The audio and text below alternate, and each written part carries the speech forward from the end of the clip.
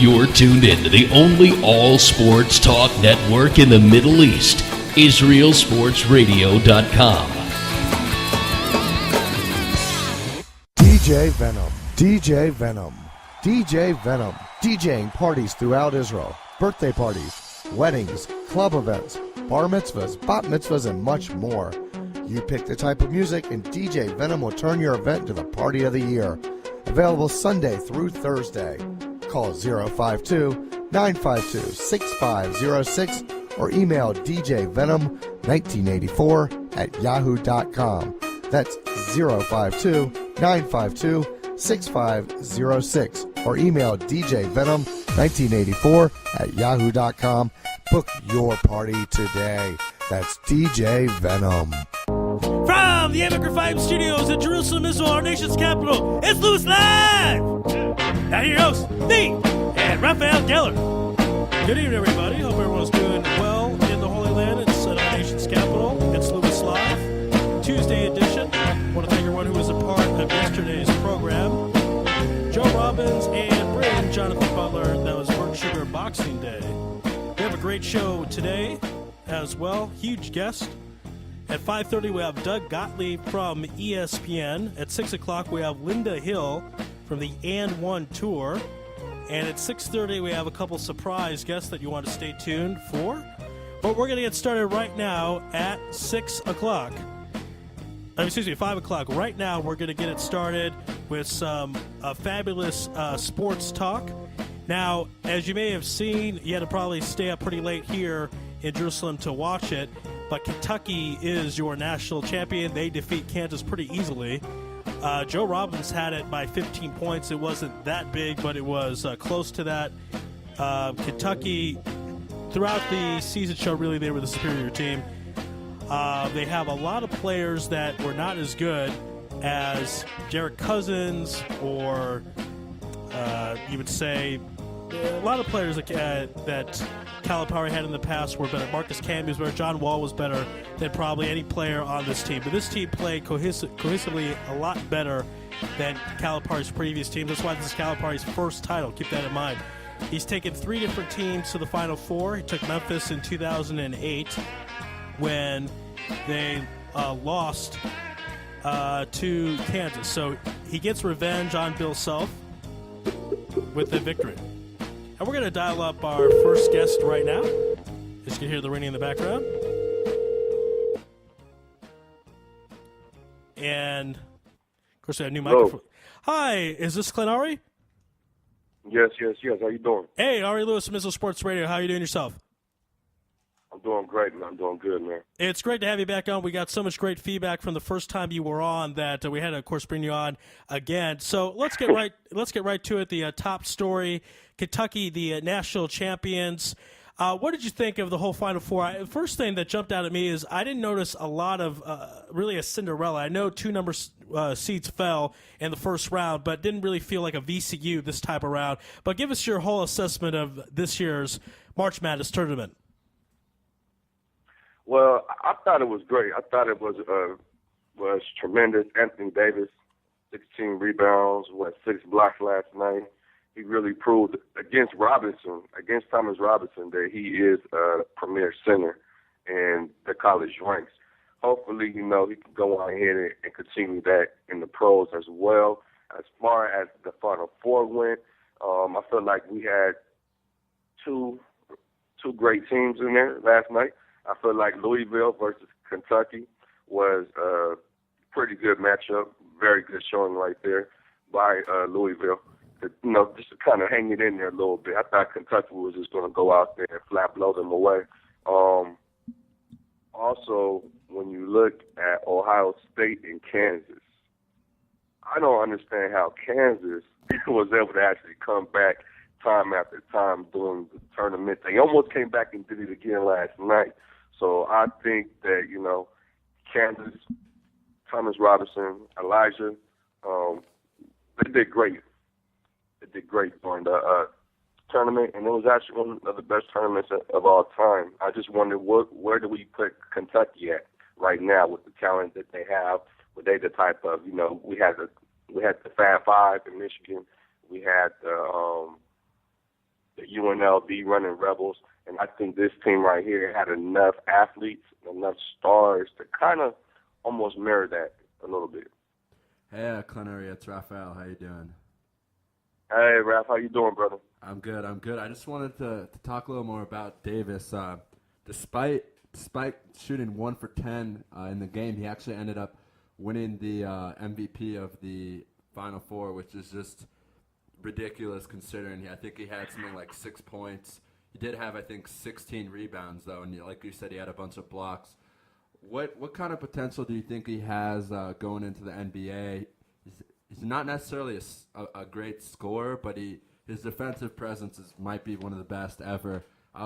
What do you think we can expect from him next year, most likely with the Bobcats? Yeah, with the Bobcats, right? Now, let's say that he does go to the Bobcats. That gives you Kemba Walker, gives you Bismack Biyombo out there playing power forward, most likely, along with Anthony Davis at the center spot. Personally, the only reason why I don't necessarily like that matchup is because Bismack Biyombo is limited in the paint as far as his offense goes, and he already kind of does what Anthony Davis does as well, as far as blocking, getting rebounds, and things like that. Now, I think that there is a system for Anthony Davis. He kind of reminds me of Dikembe Mutombo, just not from overseas. He's not necessarily from Africa or anything like that. But at the same time, I feel like his defensive presence can actually dominate a game, and that's why I like Anthony Davis. Right, very good stuff there. So this Kentucky team, you look at a couple of the last Kentucky teams. I was doing some research, or maybe not even Kentucky teams, the Memphis teams with Rose and all those guys, and Darius Washington Jr. Even before the Rose days, people don't remember his name, but he was really the guy that got it going for him. Or that is Calipari with all the guards. As you said, his team lost 2 games, one to Indiana by 1, and to Vanderbilt, I think under 6 points, something like that. You look at the teams, like you said, UNLV, maybe a couple Duke teams here and there that had the Dunleavy, Boozer, all those teams. Do you think this team is one of the top, I'll say it, top 5 greatest teams of all time in college basketball?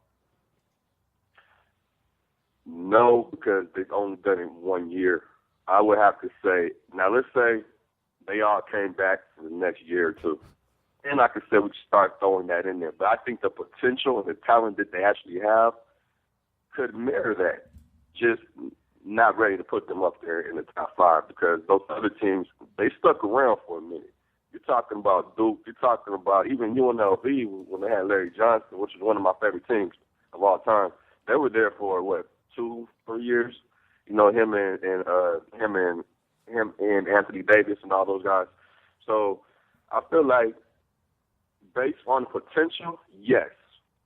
But based on measuring it up top to bottom, no. Okay, great. The thing I think is, what you mentioned earlier is this Kansas team. Really, I didn't care that they won. That just the fact that they made it to the championship game after losing the Twins last year.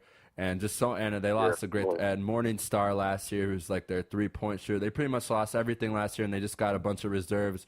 And Tyshawn Taylor went from being an okay guard to one of the best in the country, which was huge.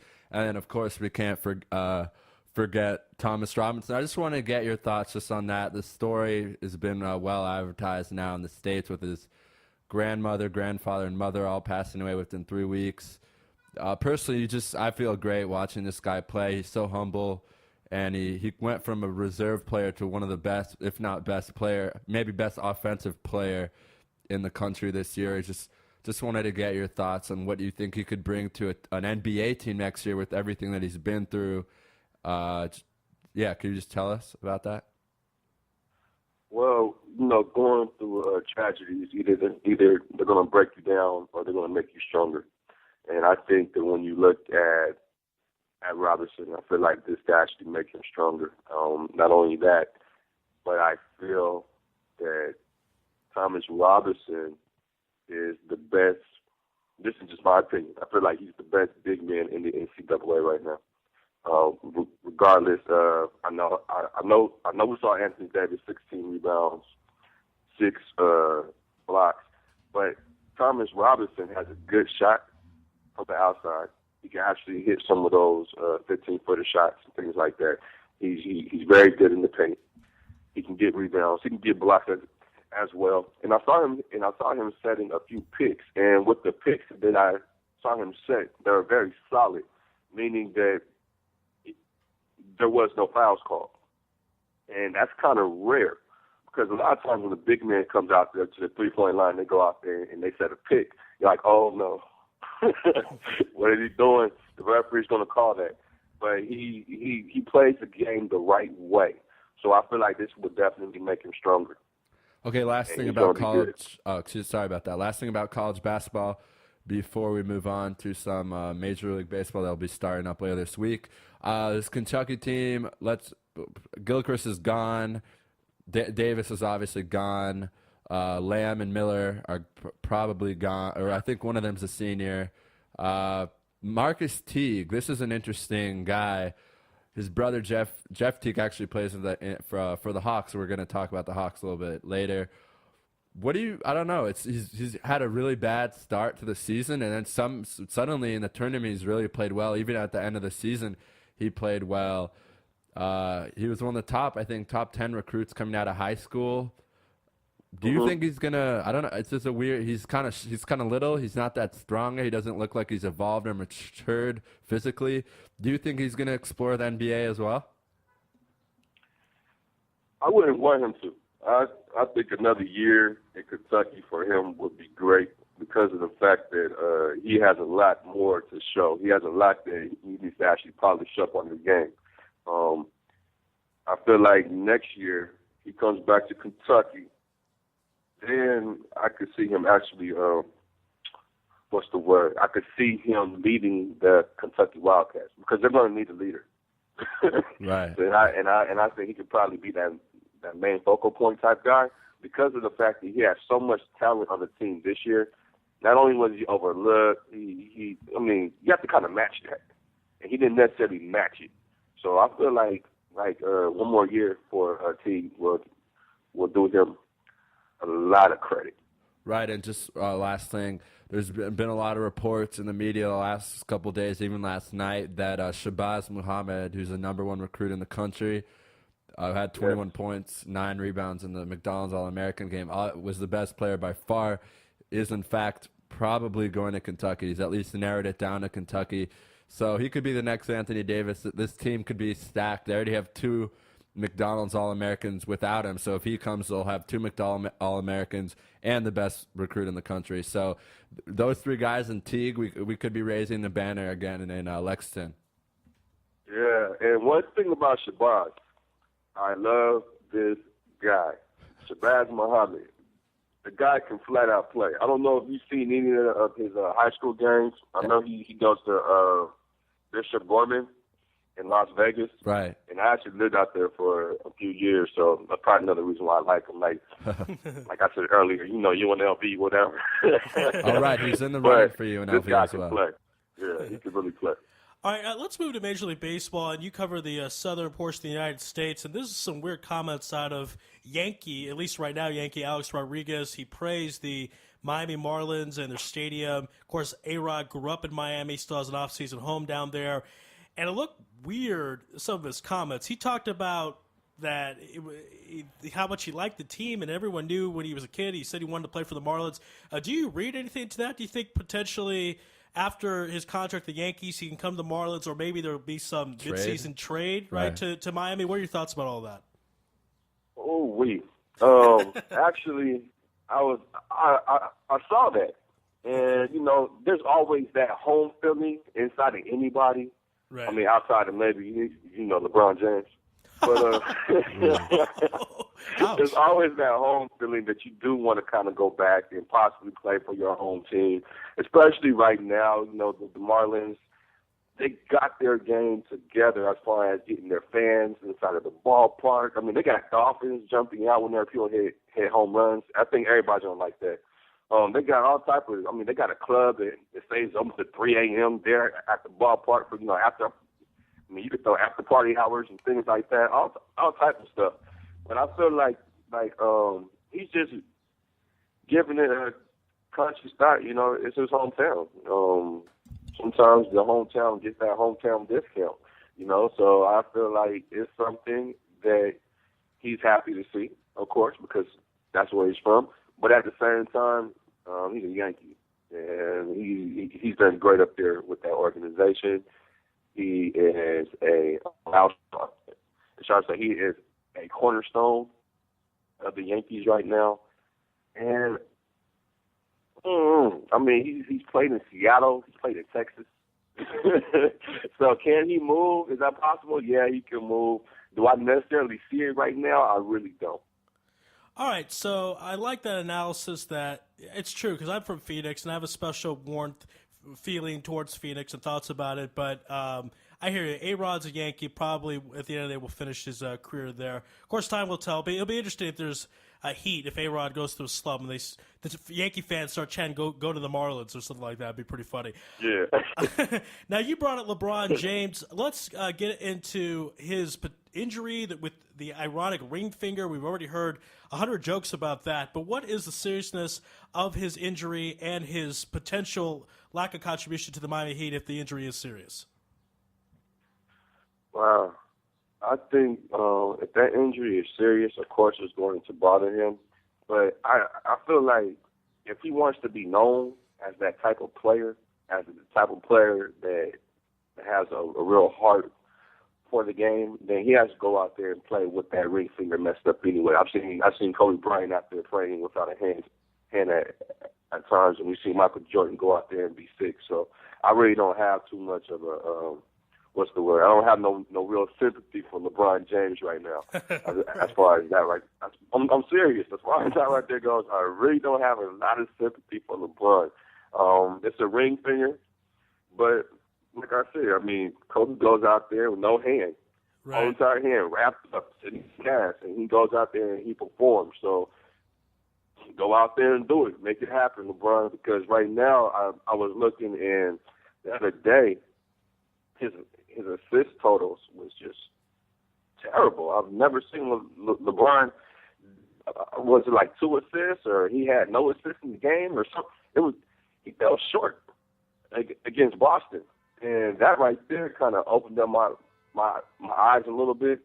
And right now, the Miami Heat, a lot of people look at them as a good defensive team, right? Like when you think of Miami, you're like, hey, they play good, superior defense. And I was looking at their numbers last night, and their defense has been suspect, and I mean suspect. I don't know I think that once you get over the shock value of LeBron James and Chris Bosh and Dwayne Wade being on the team, you actually start looking at numbers, and you actually start to actually play these guys. That fear factor kind of goes away, and these teams are actually gunning for them right now. They have a revenge game against Oklahoma City tomorrow, and I want to see the heart of LeBron James going up against Kevin Durant, and I want to see if the Heat have some mettle at all. Well, see, how funny is that Kevin Durant's the one who plays flag football in the offseason, and he doesn't get hurt, and LeBron does. But that's one form of irony. But I agree 100%. You got to suck it up, especially this part of the season. The playoffs are right around the corner. Kobe does it. If LeBron wants to be a champion, he's going to have to do it too. So I just want to talk a little about, go back to baseball, talk about a little Marlins season's opening up this week, which is always a fun time in baseball. You always get to see when pitchers have a perfect record, and pitchers who are really bad have low ERAs, and that's always been high batting averages. It's always a fun first week of baseball. Right. So there's a lot of chatter down there in Miami. You live in Atlanta, but let's focus on Miami real quick. This team could potentially, be very good. You look at the Nationals; they're still young. The Phillies are missing their whole infield. Pretty much Howard and Utley are out for who knows how long. And the Braves. Well, we'll get to the Braves in a second. We know what happened to them last year.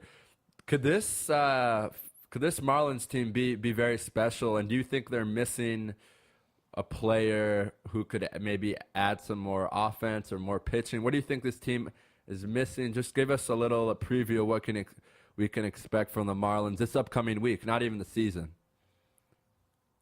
Well, I know they start off against St. Louis tonight, right? Right.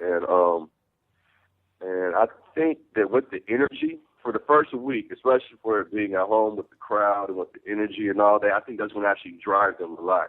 Not only that, but I think that the Marlins are a very attractive team. You know, they're not used to actually having that home field advantage or anything like that, Never. but now they will. Right. And the city is actually taking ownership of the Marlins. And fans, I mean, they had over 30,000 people at their fan night.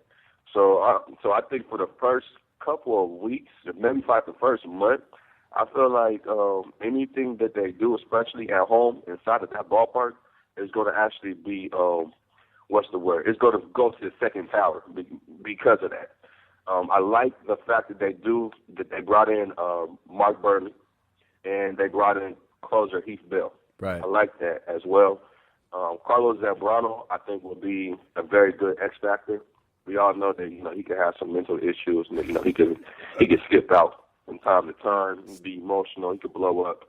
But I think with Ozzie being there, that's going to actually keep his mind on track. And I'm looking for Carlos to step up and be a very good pitcher this year. Also, for their offense, they're going to be busy. I think that they're going to be busy with Reyes and Ramirez and Omar. And they have a good core with their offense as far as backs. So I think they're going to be very, very good. Okay, great. We actually have a couple minutes left, so this is going to be the last question, so feel free to take a couple minutes on this question. Atlanta, let's quickly talk about Atlanta Hawks, Atlanta Braves. First, the Hawks' regular season's ending in about a month or less than a month, end of April. Just real quick, what are you expecting from the Hawks going into the playoffs? Are they going to get more healthy? Is there any new updates on Horford? I believe has been out for a while. What can you tell us about the Hawks? I know Al Horford right now, he's looking at possibly returning in time for the playoffs. He's not sure if he will be at full strength right now. Okay. That torn pectoral right. that he has is still causing a lot of issues. I know that the Atlanta Hawks are fighting the 76ers for that number 6 seed, which I think is very important because when you look at the number 6 seed and you match that up against the number 3 seed, who is the Orlando Magic right now, and you look at the matchup that they had last year, Orlando Magic was a 4 seed, Atlanta Hawks was a 5 seed. Atlanta won despite not having home court advantage in that series. They won 4 games to 2. So I think that Larry Drew and the Atlanta Hawks will definitely look at trying to get that number 6 seed because that's where they're going to feel comfortable. Now, if you fall to 7 or 8, we already know what that is. You do have the Chicago Bulls at number 1, get the Miami Heat at number 2. That number 6 seed is very important. So right. I look forward to that right there. All right, well said. All right, we certainly appreciate the time. A lot of fun as always. And Clint Ari, before we let you go, please tell everyone out listening on Israel Sports Radio how they could read more of your work. Well, if you go to JMC Sportsbook, or you can just type it into your Google blog or whatever, all of my work will actually come up. Also, I am at JMC Sportsbook on Twitter. I'm at JMC Sportsbook on Facebook, and I'm at Canary Carter on Facebook as well, which is CleNaure, last name Carter, Carter. When you get there, you're going to see my blog that I have, which is jmcsportsbook.blogspot. Do a lot of different blogs, little different things like that. I love to have fun. Also do writings for Yahoo and for a publication out here, which is called Our Town News, which comes from out of Stone Mountain, Georgia. So look me up. I like to be able to have fun. I like to be able to go out there, talk to folks, and meet all of the fans. And sports, it's a medicine. I love it. Yep. If you can't enjoy talking about sports, something's definitely wrong. Glenn Ari, we certainly appreciate the time. Have a good out there, and we'll have you back on real soon. Yeah, thank you very much, Raphael, and thank you very much too as well. Not that I forgot your name, but I did. I'm sorry about that. It's all good. It's Raphael and Ari Louis. Thank you, Ari Louis, man. Sorry about that, brother, man. It's all good, I man. really appreciate you guys giving me this time, man. All right, have a great day. All right. Thank you. Peace. All right. That was Clint Carter, our Southern correspondent to the United States. And we're going to take a break. And on the other side from ESPN, it's Doug Gottlieb. You're listening to Louis Live on IsraelSportsRadio.com. You're tuned in to the only all-sports talk network in the Middle East, IsraelSportsRadio.com. Body and Soul Gym in the heart of Talpiot. Great machines, excellent staff, and wonderful classes such as Pilates, yoga, and kickboxing. Give them a call at 02-678-8861. Once again, that's 02-678-8861. www.body-soul.co.il. Once again, that's www.body-soul.co.il. That's Body and Soul in the heart of Talpiot, which is great for your body and your soul. You're already using a credit card every day. Why not feel good every time you make a purchase? When using the HAS Advantage Support Israel Visa card, a percentage of each purchase you make will be donated to your choice of 24 Israeli-based charities, while still earning a reward point for every dollar spent. But wait, these rewards are even better than the standard rewards you get, especially when using them towards Israel travel, with the best conversion rate on El Al's Matmeed Frequent Flyer program. Earn double points at some of your favorite supermarkets and restaurants in the U.S., as well as discounts all over Israel. If you love traveling and supporting Israel, HAS Advantage is the card for you. Just give us a call toll-free at 1-866-6-ISRAEL. Sign up right now with the code ISR10 to earn 2,500 bonus points. That's 1-866-647-7235. HAS Advantage. Earn rewards. Support Israel. Offer valid for U.S. citizens only. Terms and conditions do apply. When dialing from within Israel, please dial 1-800-200-818.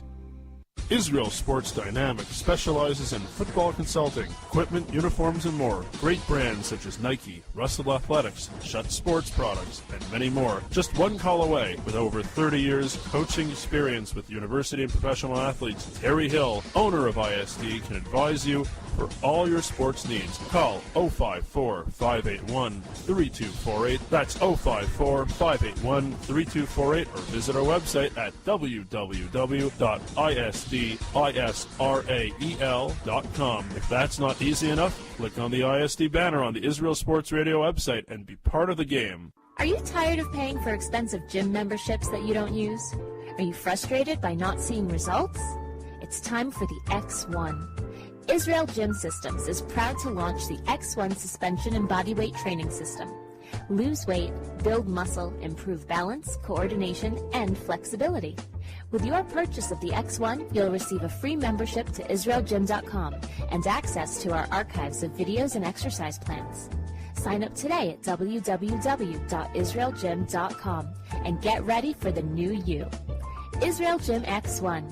Higia Hazman. DJ Venom, DJ Venom, DJ Venom, DJing parties throughout Israel, birthday parties, weddings, club events, bar mitzvahs, bat mitzvahs, and much more. You pick the type of music and DJ Venom will turn your event into the party of the year. Available Sunday through Thursday. Call 052-952-6506 or email djvenom1984@yahoo.com. That's 052-952-6506 or email djvenom1984@yahoo.com. Book your party today. That's DJ Venom. Broadcasting live from Israel. IsraelSportsRadio.com. Back here on Louis Live, we're dialing up our next guest. And this is a busy time, obviously, in the college basketball season. The college basketball season ended yesterday, and still a lot going on. So we certainly appreciate our next guest time. And your call has been forwarded to an automatic voice message. Raphael, tell us more about the championship game. Okay, so the championship game last night was a very strange tip-off time, 9:23 Eastern Standard Time, which was weird. And, well, let's see. Okay. Well, no, you can talk it if he picks up. Okay. And No, it's Kansas started off the game pretty well. Kentucky fought back. Excuse me. The thing that was crazy about this game is that Kentucky really didn't have their best player Your call has been playing that forwarded well to an automatic voice. on the offensive side of the court. He was dominated defensively, had 16 rebounds and a lot of huge blocks. But really, what it came down to is the guards having good games. Marcus Teague had a really, really good game. But credit to Kansas. They really had a really good season. We're going to talk about the game a little Your call more has been down forwarded the road. to an I think we automatic should voice. maybe go to commercial. Yeah, let's go to commercial. Try and send him an email, see what's going on with him. Yeah, this is a very busy day. Of course, a lot of meetings right after the college basketball season. All right, let's take a break. You're listening to Louis Live in Israel, sportsradio.com. You're tuned in to the only all-sports talk network in the Middle East, IsraelSportsRadio.com. Body and Soul Gym in the heart of Talpiot. Great machines, excellent staff, and wonderful classes such as Pilates, yoga, and kickboxing. Give them a call at 02-678-8861. Once again, that's 02-678-8861. www.body-soul.co.il. Once again, that's www.body-soul.co.il. That's Body and Soul in the heart of Talpiot, which is great for your body and your soul. You're already using a credit card every day. Why not feel good every time you make a purchase? When using the HAS Advantage Support Israel Visa card, a percentage of each purchase you make will be donated to your choice of 24 Israeli-based charities, while still earning a reward point for every dollar spent. But wait, these rewards are even better than the standard rewards you get, especially when using them towards Israel travel, with the best conversion rate on El Al's Matmeed Frequent Flyer program. Earn double points at some of your favorite supermarkets and restaurants in the U.S., as well as discounts all over Israel. If you love traveling and supporting Israel, HAS Advantage is the card for you. Just give us a call toll-free at 1-866-6-ISRAEL. Sign up right now with the code ISR10 to earn 2,500 bonus points. That's 1-866-647-7235. HAS Advantage. Earn rewards. Support Israel. Offer valid for U.S. citizens only. Terms and conditions do apply. When dialing from within Israel, please dial 1-800-200-818. Israel Sports Dynamics specializes in football consulting, equipment, uniforms, and more. Great brands such as Nike, Russell Athletics, Shutt Sports Products, and many more. Just one call away. With over 30 years coaching experience with university and professional athletes, Terry Hill, owner of ISD, can advise you for all your sports needs. Call 054-581-3248. That's 054-581-3248, or visit our website at www.isdisrael.com. If that's not easy enough, click on the ISD banner on the Israel Sports Radio website and be part of the game. Are you tired of paying for expensive gym memberships that you don't use? Are you frustrated by not seeing results? It's time for the X1.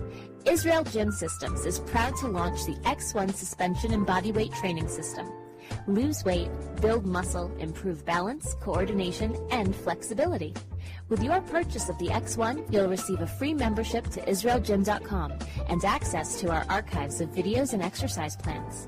Sign up today at www.israelgym.com and get ready for the new you. Israel Gym X1. Higia Hazman. DJ Venom, DJ Venom, DJ Venom, DJing parties throughout Israel, birthday parties, weddings, club events, bar mitzvahs, bat mitzvahs, and much more.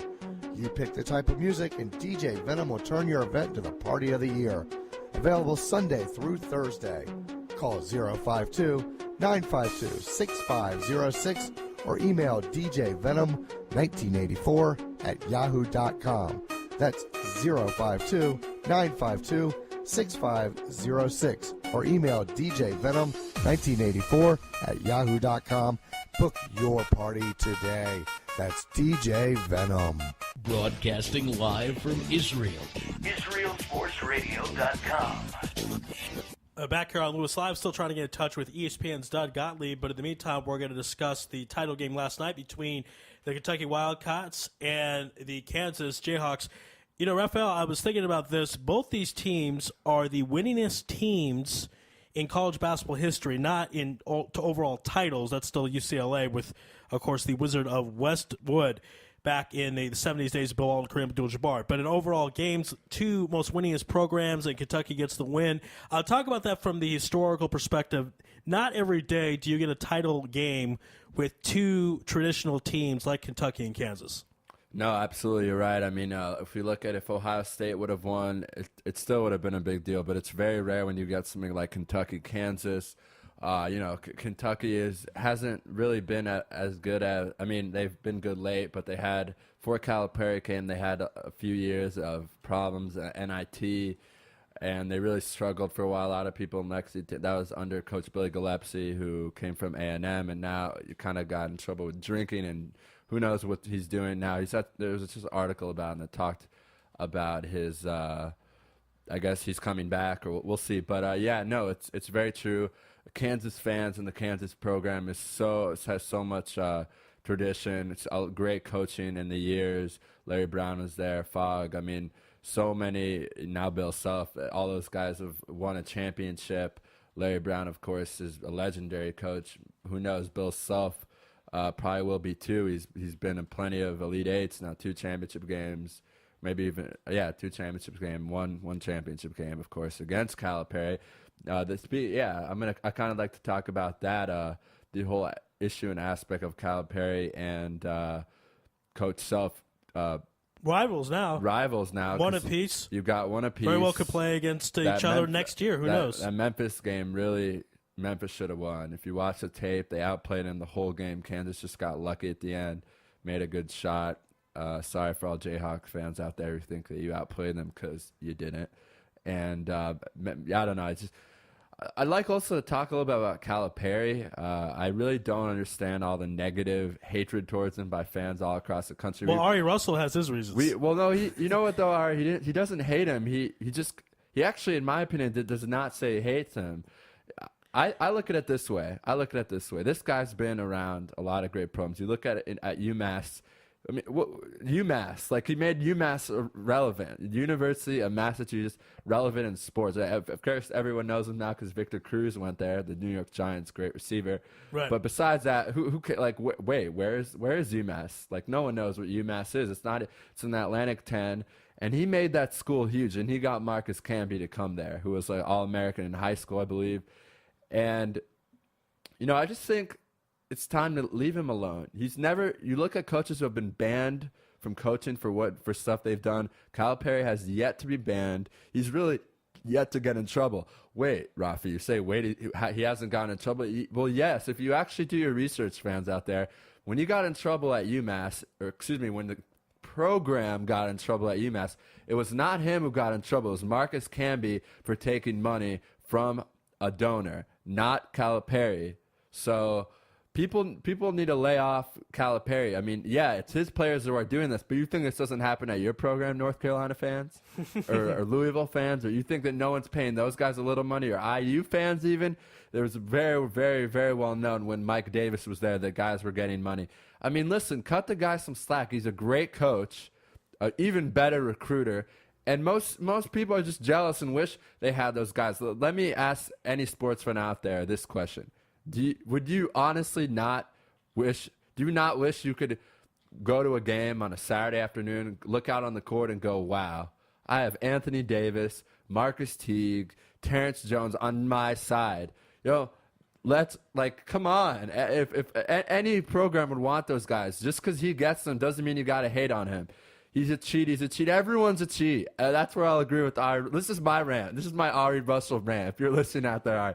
Everyone cheats in college sports. It's all corrupt. Everything's about money. So he does it the way he does it, and he wins. Yeah, he hasn't won a national championship. A lot of guys. Well, if we're going to go on that he doesn't win thing, then let's talk about Mr. Peyton Manning, who everyone says is the greatest, this and that and this. It took him until a couple of years ago to win his first Super Bowl. This guy has been in multiple Final Fours, been an Elite Eight, taken multiple programs to the schools, and enough hatred on Calipari. On that note, we're gonna try and call Doug. Try Doug Gottlieb one more time. Well said. That is kind of the issue. Maybe the stipend then is the issue, and Jim Williams talked about that a couple weeks ago.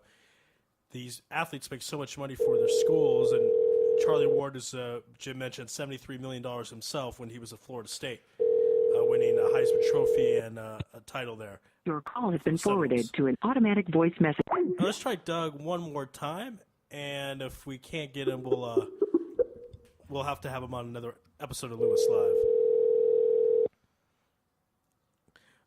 And if we don't get Doug, you can go back to ranting because that was pretty entertaining.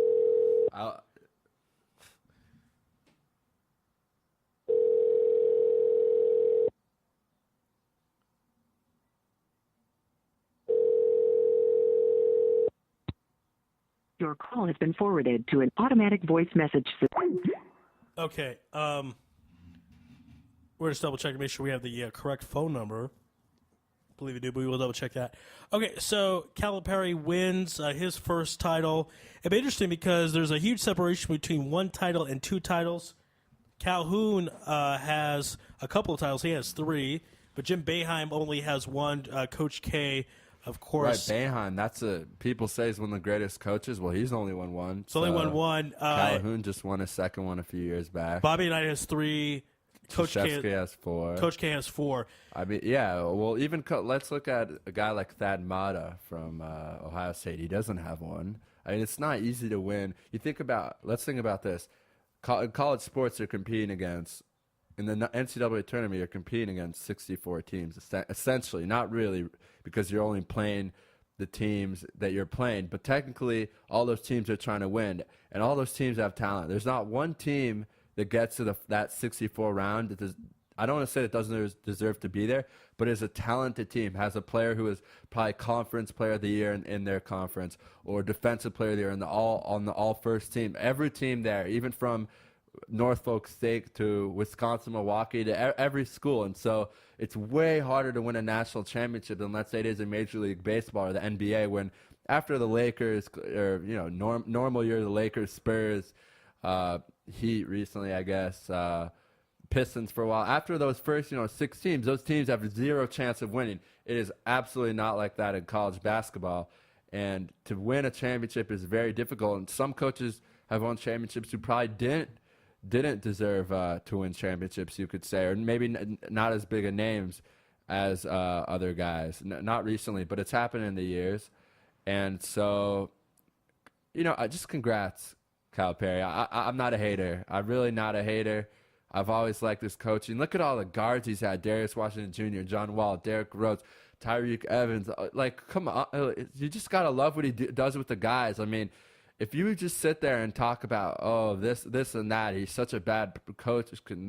First of all, the media loves him. A lot of people love him. If you talk to journalists in the Memphis area, or journalists in the Amherst area, which is UMass, or journalists in Lexington, everyone loves him. He's a great guy with the media. He does a lot of stuff for charity. He makes his players do a lot of stuff for charity. Supports his players in the NBA. Supports his players through everything.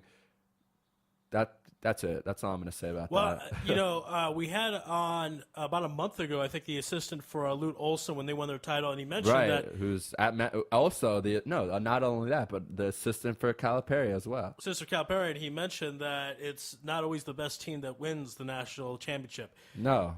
And this year I think it was, don't you? I think this year it was. Maybe Carolina at full strength. Right. Kendall Marshall just really hurt them. It wasn't, though, like I feel last year, VCU gets to the Final Four, and it's a great story, and they're Cinderella and all that good stuff, but they weren't the 4th best team in the country. They had 4 great games. They had 2 great weeks, and that's really what happened last year. A lot of times, for example, when UConn beat Duke in 1999 by 2 points. Ooh, that was a great game. Great game. Rip Hamilton and Clint Elamine, they were not better than that Duke team that had 5 guys go to the NBA. No, the team had Elton Brand, Shane Battier, I think William Avery. They had 4 guys that went into the first round of the draft that year in the top 14 picks. So Duke was the better team that year. And let's look at this VCU team that was in the Final Four last year. Those guys were going up against UConn, I believe. It was either UConn, but yeah, I believe they went up against UConn. Then Butler went up against, I forget who the 4th team was in the Final Four. but I believe they went up against UConn, and even UConn last year was absolutely stacked with talent. Well, they won last year, and guys who didn't even get recruited by University of Maryland were guarding a guy like Kemba Walker, who was a top 10 pick in the NBA. So, it's all about heart. It's all about, how bad you want to win. There's also luck, though, too. Luck, yeah, and Luck doesn't coaching. matter. Coach Smart. I mean, Coach Smart is a great coach. Programs like Illinois are chasing him with money.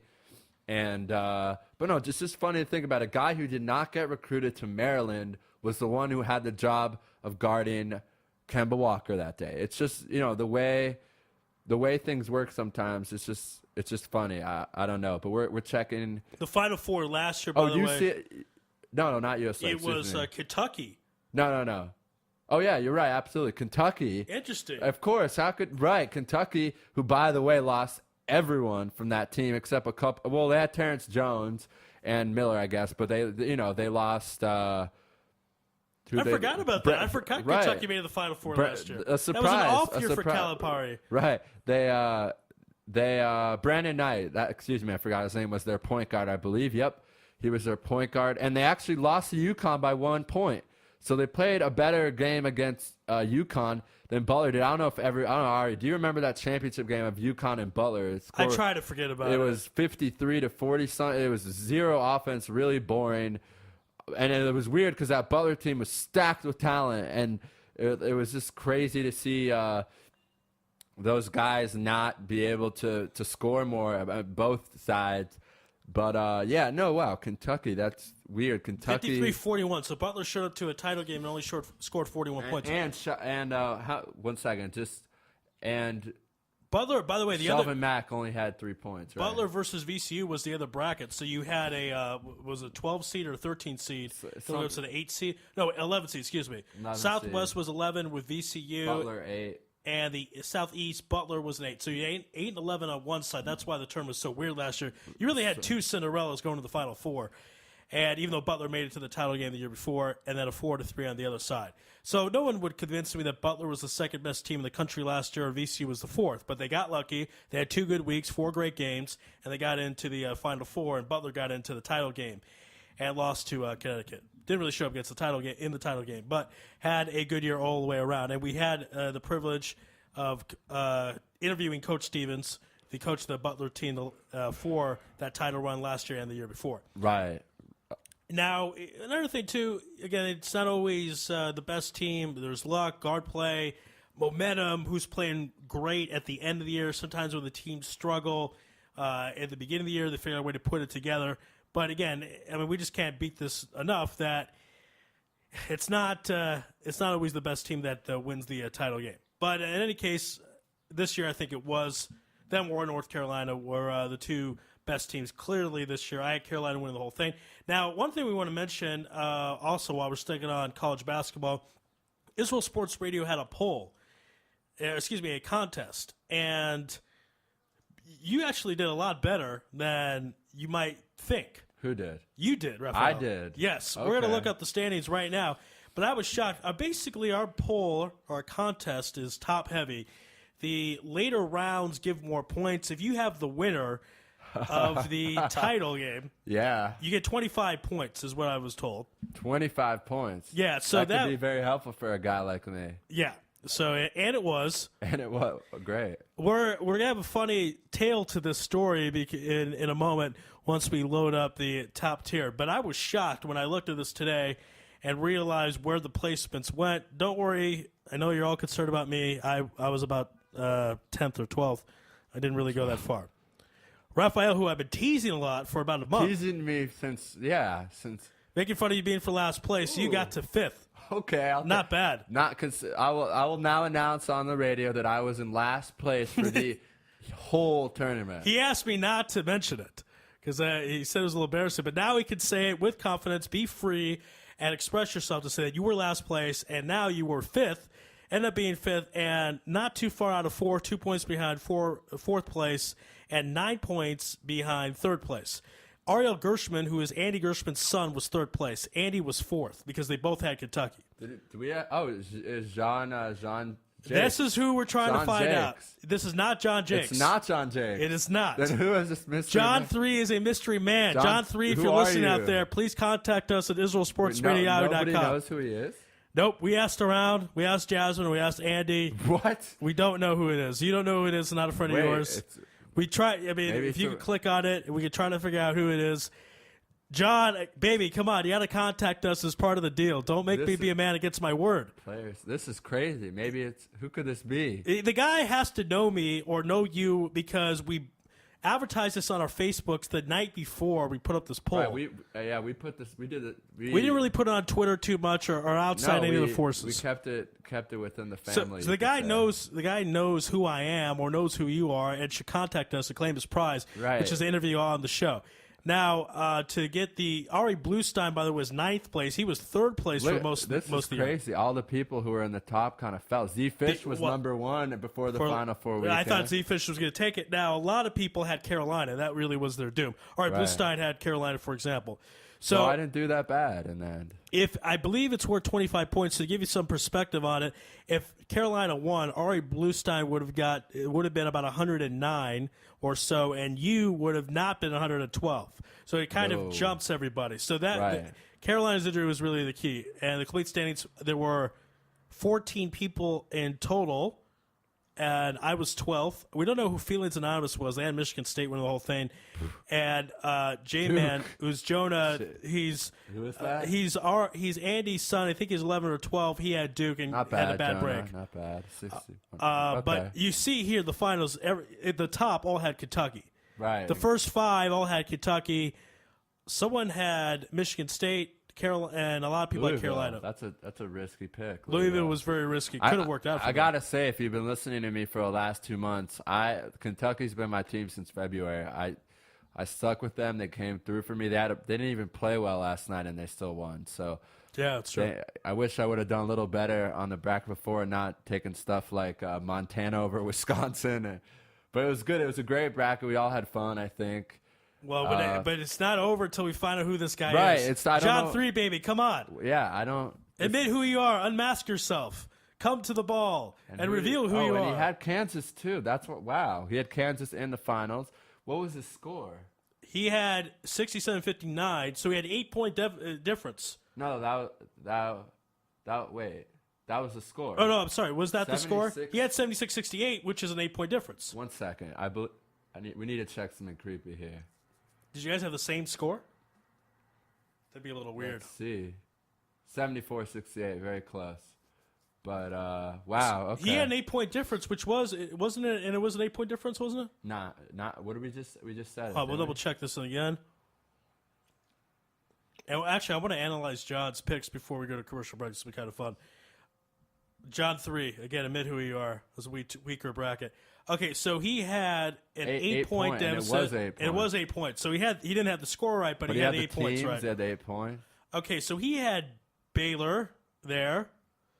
He was very high in Michigan State, which a lot of people were. Took the floor. Remember that Florida State bandwagon after they won the Big East, ACC tournament. That didn't last so long, considering Cincinnati beat them. He did really well in this. Looks like in the second round, he did especially the East region. Third round, of course. Third round. This year, silliness. They change everything. Yeah. Look how well he did. He's all green here in the East region, and then did he Midwest pick any upsets though, Ari? That's Did he pick any of the big ones? Missouri, he did not. Did he pick Duke? He did not. You did pick Duke after all. Yeah, at least I got that. You can go to sleep well with that, knowing that you did that. It looks like he had Davidson upsetting Louisville. That really hurt him. I mean, he won anyway, but Louisville coasted all the way to the Final Four. If he didn't have that, he would have won in a. Yeah, he would have won pretty early. So at least he messed up big on that time. That's good. And he had, let's see here. He was high on. He had Memphis. He had Memphis beating St. Louis. Louisville. So he pretty much went chalk, which seems to be the secret of these tournaments. No. This year's was the secret. That was the problem where guys who like to, go for the fun stuff, the upsets, struggled because this was just it was just a chalk tournament. I mean, Kansas was kind of weird, but still, Kentucky, how often does a team win that everyone says they're going to win? No one, that never really happens. And it just shows how good this Kentucky team was. Maybe to put some closing thoughts, Kentucky had a great year. Calipari had a great year as a coach to get these guys all to believe in winning. First of all, he beat Pitino in the game before, which was key because he never had done that before. He got his revenge against Bill Self, which is great to his self-esteem. Who knows? We all know he has a big ego, but we know deep down inside that was an important win because everyone knows that Memphis team was better that year, much better in my opinion. And look at Derrick Rose. Now he's an MVP of that game. You look at guys who are on that Kansas team, and no one's really in the NBA. But I guess that doesn't matter. But that team was very, very talented. On Kansas end, great job to Coach Self. Next year, they're probably going to lose a lot of guys. Thomas Robinson's obviously going to be going to the NBA now, no question. Maybe he won't, and that'll shock the world because he didn't really play last year, but he was All-American, unanimous All-American this year, projected as a top 10 pick. We talked about that last week with Jason Blesnick. Real quick, next year, who knows, Kentucky could be back as a potential Final Four. I mean, it's so messed up to say when you realize that all these guys are about to leave. But as we talked about with... I'm sure he has a great high school recruiting class coming in. Yeah, we talked. Clint Reed has mentioned to us a guy by the name of Shabazz Muhammad, who I'm very happy to say might join us on Israel Sports Radio. Right. We have some big contacts. Israel Sports guy. His name is on Twitter. He's a good guy. I've been in contact with him, and he lives in Las Vegas, and he has a lot of contacts there. And, of course, he plays on the AAU team in Las Vegas. So hopefully we'll be able to have Shabazz on because he probably will be the #1 pick in the NBA draft next year. The closing thoughts, great tournament. Kentucky deserved to win. And I think we should get to a commercial break, right? Yes, and tell us who's on the other side. We have Linda Hill, who is the CEO of the And One Live Tour. We're going to be discussing with her who these guys are, where they came from, where they've been, just the growth of the tour. How can you compete against them? And just a sneak peek, potentially maybe some rumors about them making the trip to Israel. It's being negotiated right now. We don't really know what's going to happen, but we're hoping it's going to happen. We'll talk to her a little bit about that. All right, we'll be back. Linda Hill's on the other side. You're listening to Louis live on IsraelSportsRadio.com. You're tuned in to the only all-sports talk network in the Middle East, IsraelSportsRadio.com. Body and Soul Gym in the heart of Talpiot. Great machines, excellent staff, and wonderful classes such as Pilates, yoga, and kickboxing. Give them a call at 02-678-8861. Once again, that's 02-678-8861. www.body-soul.co.il. Once again, that's www.body-soul.co.il. That's Body and Soul in the heart of Talpiot, which is great for your body and your soul.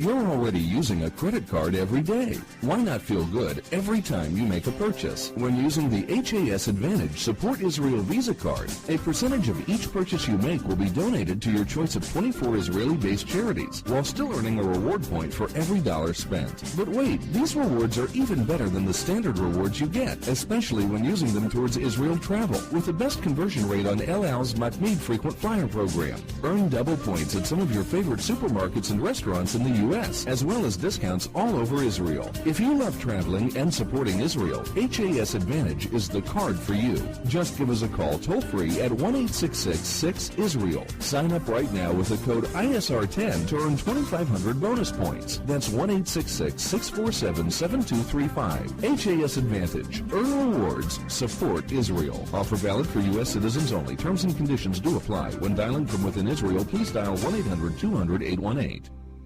Israel Sports Dynamics specializes in football consulting, equipment, uniforms, and more. Great brands such as Nike, Russell Athletics, Shutt Sports Products, and many more. Just one call away. With over 30 years coaching experience with university and professional athletes, Ari Hill, owner of ISD, can advise you for all your sports needs. Call 054-581-3248. That's 054-581-3248, or visit our website at www.isdisrael.com. If that's not easy enough, click on the ISD banner on the Israel Sports Radio website and be part of the game. Are you tired of paying for expensive gym memberships that you don't use?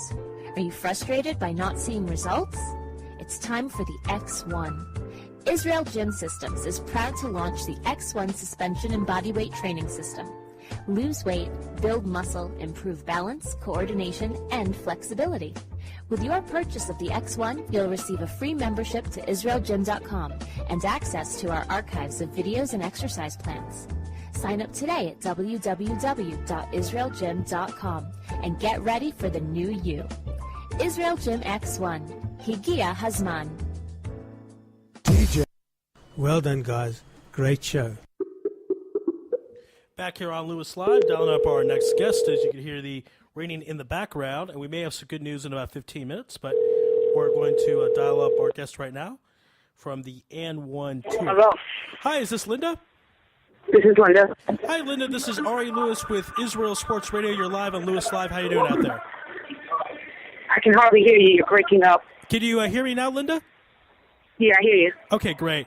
It is a pleasure to introduce the director of the live N1 Tour, Linda Hill. Linda, how you doing out there? I'm doing good. How are you? We're doing great, and we're very excited to have you on. There are rumors, actually, that the N1 Tour is coming to Israel to play against some of the Israel players. What are the possibilities of that actually coming to fruition? Well, I know Raphael is working on that. Raphael Geller is working on that. We would love to come to Israel. I mean, we've been all around the world, I believe 40 to 45 different countries in the last 2 years.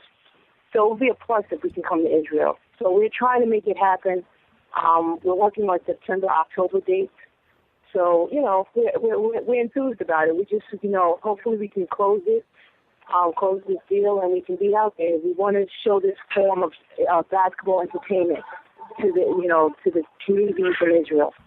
Okay, and for the fans listening on IsraelSportsRadio.com, tell them who maybe haven't heard, or actually everyone's pretty much heard of N1, but tell us exactly, specifically, what is the N1 Tour and what's it all about? Oh, man, the N1 Tour is an exciting form of basketball. What we did was a lot of the NBA players, the U.S. NBA players, go, every year they go to this park called Rucker Park, and it's been happening way back in the days since Dr. J and Archibald, Tiny Archibald days. They always showcase their brand and their style of basketball to, the community of Rucker Park in Harlem, New York. And what happens is they really entertain. They show people their skills, their dunking ability, their great passing ability, and it's fun. So they're intertwining basketball with fun. And a lot of the NBA players know that if you're an NBA player, if you're one of the greats, you have to go to Rucker Park and play. So with that being said, besides the NBA players, there's a lot of skillful, basketball players out there that have the same talents. And what N1 did, N1 started off as an apparel and footwear company back in 1993. And what they did was they saw this brand of basketball and felt that it would fit their brand, N1, and they went out to various cities and recruited these players that have this form of basketball, this exciting form of basketball that they can present to other major U.S. cities. And that's how the tour formulated. It formulated back in 1998, 99. ESPN saw how valuable it was and how worthy it was and how enthusiastic, basketball fans were causing excitement about this tour. And they got involved and they put it on television. It had an 8-year run on ESPN. And it's just a great form, exciting form of basketball. What I can actually compare it to is if you watch like Sports Center or any of the ESPN highlights at night where, you see these guys doing these great dunks and these great passing. That's what the N1 Tour does. Like 85% of the tour is about that. So we just cause excitement to the game of basketball. Hi, Lena. This is Rafael. Great to have you on. Raphael, thank you, man. How nice to be here. Great. I just wanted to kind of, for all the people out there who don't know, they just think we've kind of talked about this a lot, and I think it's important for our listeners out there to also know this. A lot of people who do know about and one always just think that these guys, they don't really know how to play real basketball, and if they if they had to go on a court and play against let's say a college team or any professional team, they would travel or they wouldn't know the rules. So can you kind of clarify how that's not true? No, that's not true at all. These guys are brought up on fundamentals. Without fundamentals, they cannot do any of these moves and any of these tricks.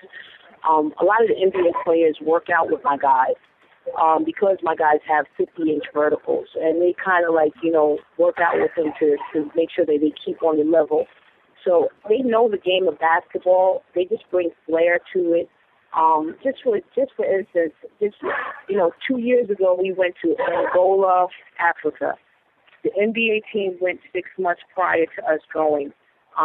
They beat the Angola team, the national team, by 30 points. The NBA national team beat the Angola national team by 30 points.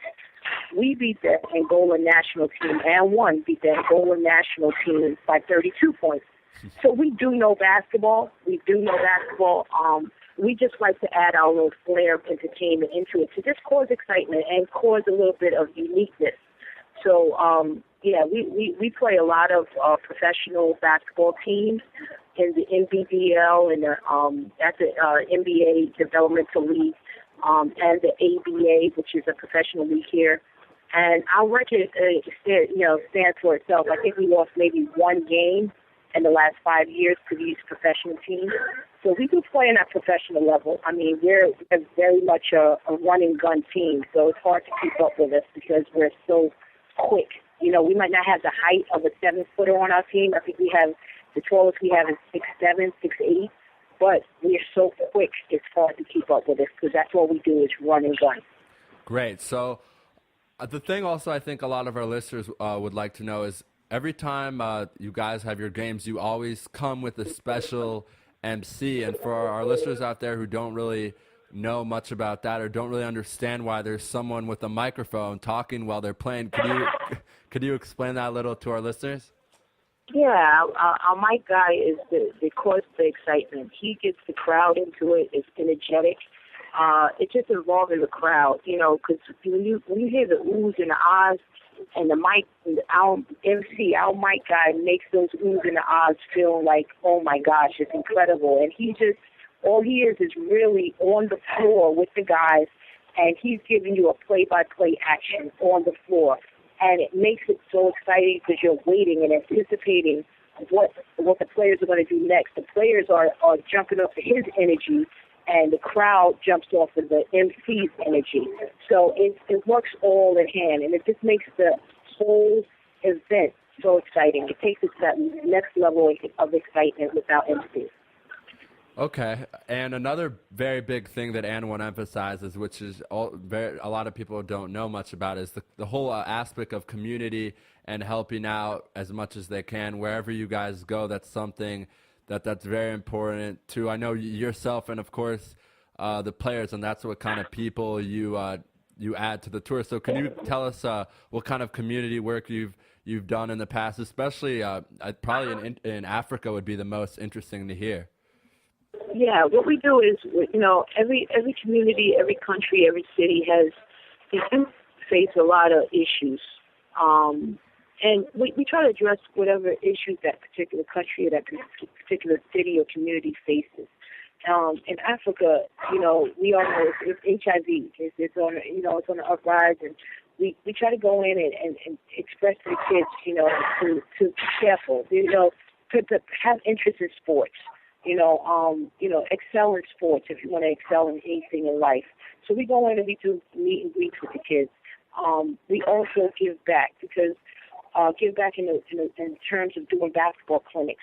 It's important that these kids understand that it's not just doing a shake and bake move where these guys get it from. They got it from days, hours of fundamentals And we want to stress that when we come to the communities. We want to stress that if you want to become a great basketball player, either N1, NBA, semi-pro, you have to be able to make sure that your fundamentals are so when we come in, we give back to the kids fundamentally sound. We also, it's very important that we address, positive behavior, do positive things in life. Let's try to all, be, good to each other. We want to stress that to wherever country or community we go to. One thing with basketball, Raphael, that I've learned is that everyone connects no matter what religion, nationality you are. People love the game of basketball. And, we try to use that as an instrument to kind of promote positivity as well. So, if we could reach our fans and let them know that, yes, basketball is a great sport and we do it every day, but living life, honestly and living life correctly and positive, it's going to take you far in your life. So that's what we try to tell the youth. Make sure that you stay on the road of success. Don't get off that road. Right. So this is much more than a basketball thing, which a lot of people might. Oh yeah. Right, and a lot of people might not realize that. So it's we're very happy that we had you, or we're having you on the show. I just wanted to tell you we've talked to a lot of guys lately, a lot of the Americans who are here, the guys who graduated in college and just either got undrafted or couldn't make an NBA. And we've told them about the potential of N1 coming to Israel. And I'll tell you, it's put a big smile on their faces. They've all been really excited. A lot of them said they grew up watching all the great N1 players, and so we pretty much got assurance that all the American players, which are over, I think it's over, what are something like 50, 100 players in both leagues that are American or foreign that are here. So that's really great to hear that the American players are really supportive. Linda, yeah. Linda, I want to ask you, I remember back in my day, the Harlem Globetrotters were kind of the kings, and it seems like they're going down a little bit, and one's taking their place. But the Harlem Globetrotters had some famous players play for them. People recognize them, household names. Who do you think is some of the more famous people to play on the N1 tour? Hot Sauce. Hot Sauce is one of the number one branded streetball players in the world. Hot Sauce has been in movies, commercials, internet, over 4 or 5 million hits on YouTube. I mean, he's a household name.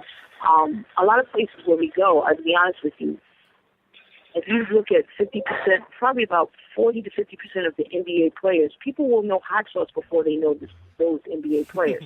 So he is a household name. He's very, very popular with the youth community, and he's a great, great basketball player. Then you have Spider. Spider's very popular.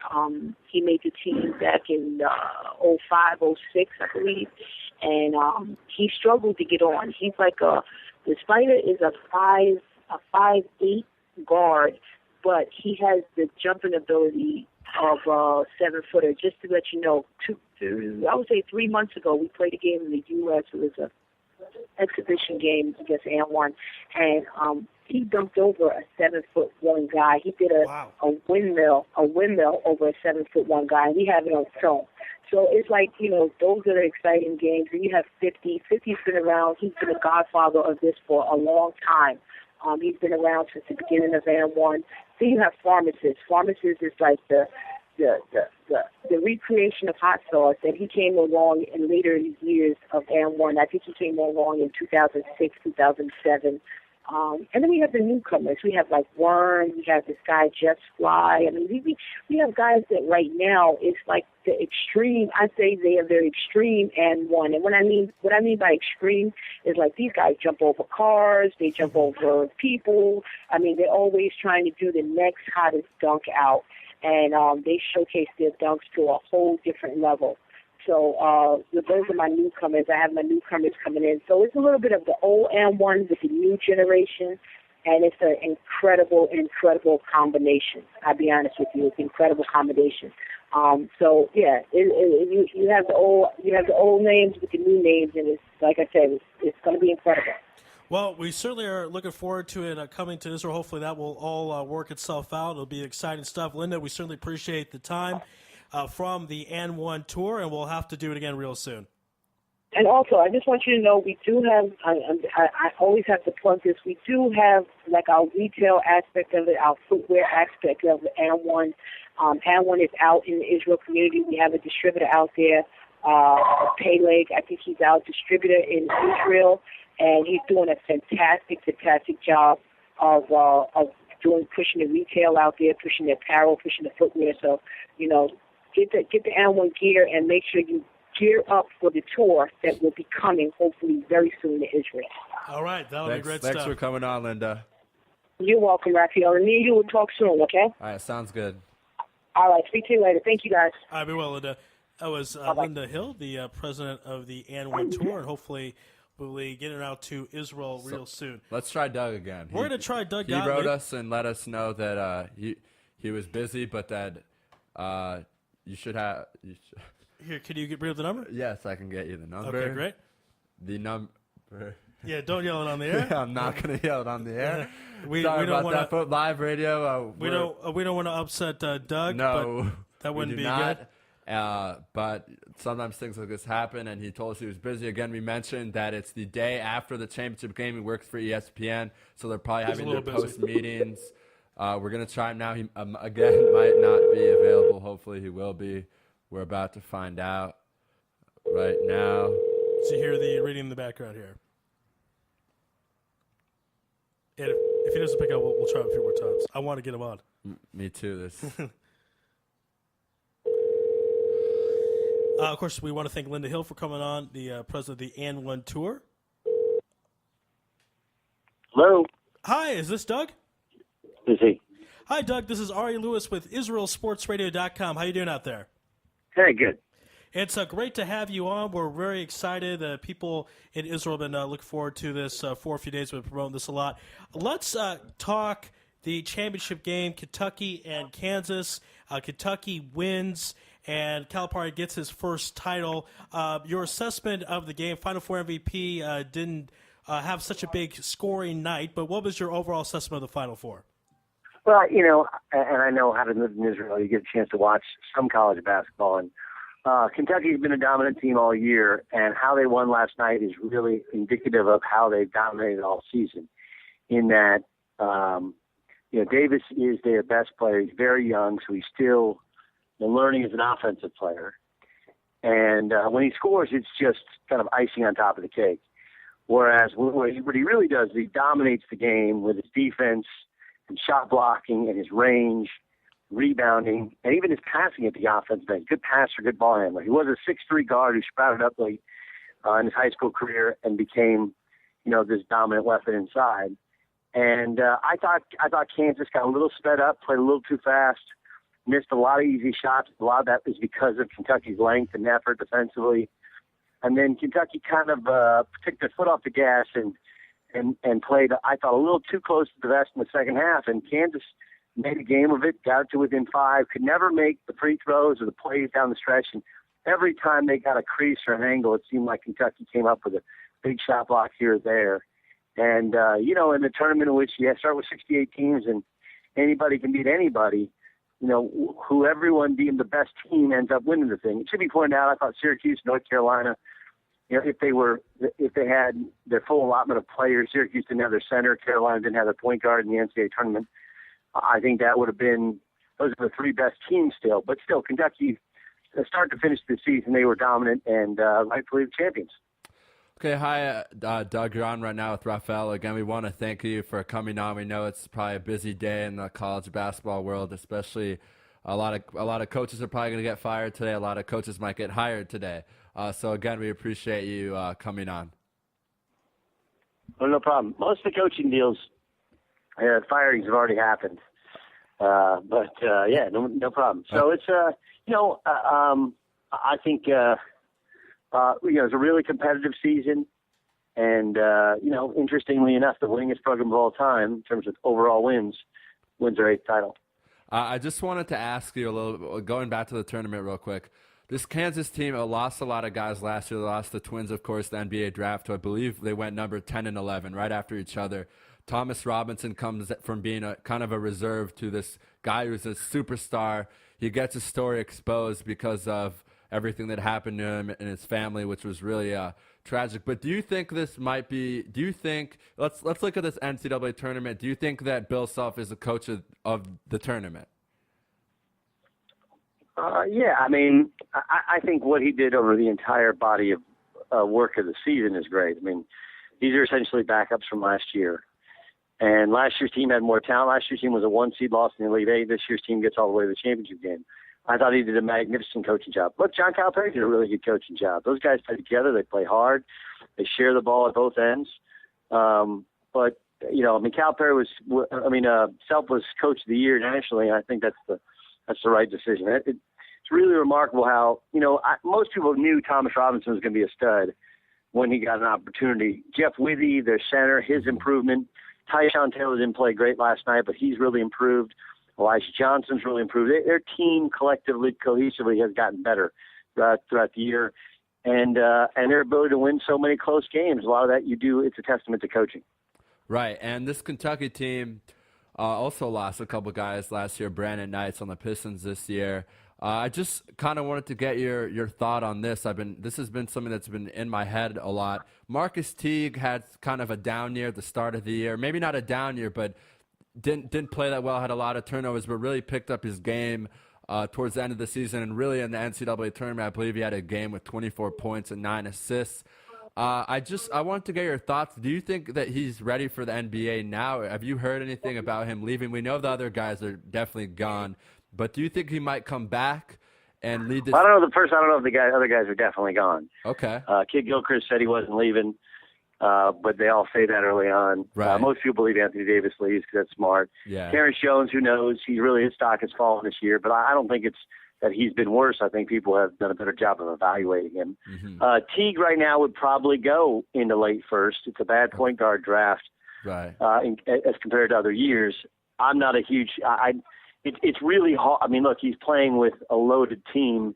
He's a scoring one, not a creating one. You saw the good and the bad last night. First half, he played as well as he played all year. Second half, he played like he has at many times this year. He forces things and makes some bad decisions. Right. Did hit a huge three late.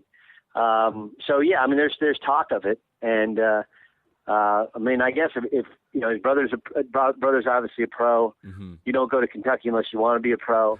They have Ryan Harrow, who's a transfer from NC State, sitting out to be there next year, who can be a point as well. So, I mean, I've heard both sides. It'll depend on how people evaluate him and what he's looking to get out of it. If he just wants to be drafted, then he should go. But I don't think he's a top 10, top 15, maybe not even top 20 selection. Okay, and then I just wanted to get maybe if you give us the inside scoop, is there anything new about Shabazz Muhammad? I think he narrowed it down to UNLV, Kentucky, and maybe I think Duke or UCLA. But have you heard anything about UNLV's out? UNLV's out. Duke, Kentucky, UCLA. Okay. And you know he's from Vegas, and UCLA has an outstanding recruiting class as well as a really good returning front line. They just need backcourt help. And then, you know, Kentucky, we'll see, you know, where the chips fall as far as who returns. And then, you know, Duke really will be down next year if they don't get Muhammad, as they lost Austin Rivers and they lose Mason Plumlee to the pros. So I'll be interested to see what happens there with Duke. But that's kind of the latest Muhammad update. Now he's good. He's different than a lot of these guys. He's a 6'4", 6'5", kind of. He's a wing. He's not a guard, so he's not really a ball handler. But he's a tremendous competitor, athlete, good shooter in the mid range. Not a great long range shooter. I don't know if he's an NBA star, even though he's a lot like you know, Austin Rivers was the number one recruit, but Austin Rivers is not an NBA star. Right. He probably goes in the first round, somewhere down the bottom of the first round. We'll see if his dad takes him. So what it takes to be a top recruit does not necessarily mean what it takes to be a high draft pick always. Okay, so thank you for that great analysis. Now we kind of want to move on to a career because, you know, you did play basketball. You're not just a well-known broadcaster. You're a basketball player. So one thing that really has always been interesting to me is I used to follow you because you're Jewish, and that's a bit, you know, it's great to have a Jewish player in college sports, especially in basketball, which is not really that common. But the thing that I always appreciate about your game is the assists, and that's something I kind of want to talk about right now. Have you realized or noticed in the past couple of years the point guards haven't been producing something like 9 assists per game or 10 assists per game in college, and you did that very consistently throughout your career. I think you averaged 8.5 through your career, which is just crazy to think about these days when Kendall Marshall this year was doing something like that. But just lately in the last few years, you haven't seen guards average that many assists. So first of all, I just wanted to get your opinion. Why do you think that is? And then second, I just wanted to hear how you were so able to have so many assists. I couldn't score, but no, I could. I just always had the ability to see the floor, to pass, and find people in whatever level I played at. Even when I played in Israel, it was the same thing. And my struggles were, with my shot more than I could pass. And you give me a crease, I will get somebody. I love the fact that when you play internationally, especially in Israel, they call the point guard the playmaker, not the point guard. So that's what I think you're supposed to do. Look, Kendall obviously had a great year in passing the basketball. Just, a lot of guys aren't wired that way. They're wired to be more scorers than passers. And there's generally more rewards for guys that, put up 15, 20 a night than there is for guys that put up 10 a night or 8 a night and drop 10 dimes. So, I do think that overall passing, I think guys have better overall fundamental skills now in college basketball. Big guys can dribble more, they can shoot better, but I do think the fundamental skill of passing is hasn't been as valued until recently, and that's why guys like Rondo and Nash and others kind of stick out, because there's so many guys who frankly aren't good passers. I mean, even Russell Westbrook, as talented as he is just as likely to throw it to the other team as he is his own. Okay, I just wanted to get your I just want to kind of ask you what it was like to be a part of the 2009 Maccabi games. You were coaching along Bruce Pearl, who had a really good tenure at Tennessee, or University of Tennessee. Could you just tell us what that was like being involved in that? And were you another question is, were you involved in that in high school? No, I played on the team twice. I played in 97. We lost in the semis to Canada. We beat them by 60. Okay. Lost to freaking Canada. and then I came back in 01 and we won it, and we beat the Sharon Drucker, I think, coached I don't know if they were 19s or 20s or something. They were young. We beat them at Metro West, and then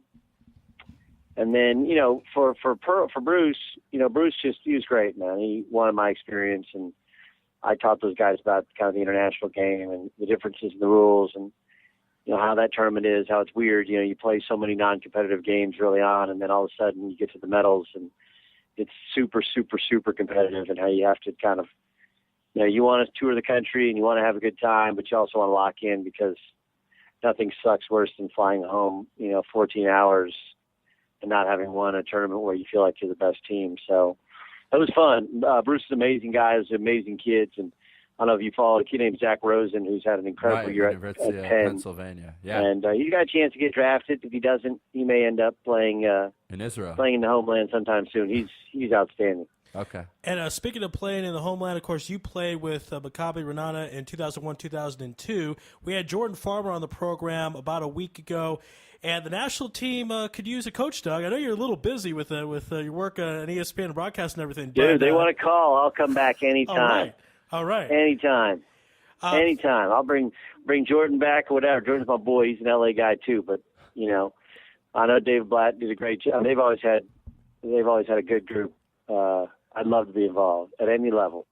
Right, and any level. I got to get back. The 03 team, I think Seth Greenberg, or an 03, not what am I saying?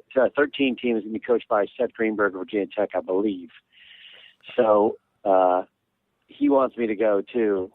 But if anybody from the Federation is listening and they want an American perspective, they just want a guy to stand there and hold the clipboard or whatever, or a guy to legitimately coach, I'll do whatever.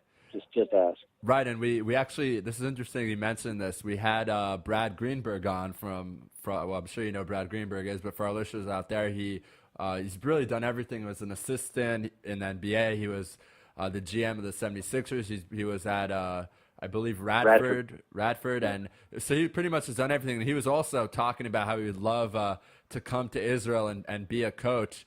So, the season here is ending in a couple months, Doug, so maybe there'll be an opening, and it'd be great to have you here. One other thing I kind of wanted to ask, because we never really asked this, but what is it like being on ESPN, the network? I know it's a very vague question, but I've just always been curious. I know you do stuff on ESPN News, ESPN, ESPN SportsCenter, or your own show or the radio. Is it sometimes overwhelming? Is it sometimes scary thinking, oh my God, there's 1 million people, 60 million, 30 million people watching me? Like, how do you go about that every day? I still contend that the best moments you'll have in broadcasting is when you're sitting on the set of SportsCenter and the red light goes on and you're on.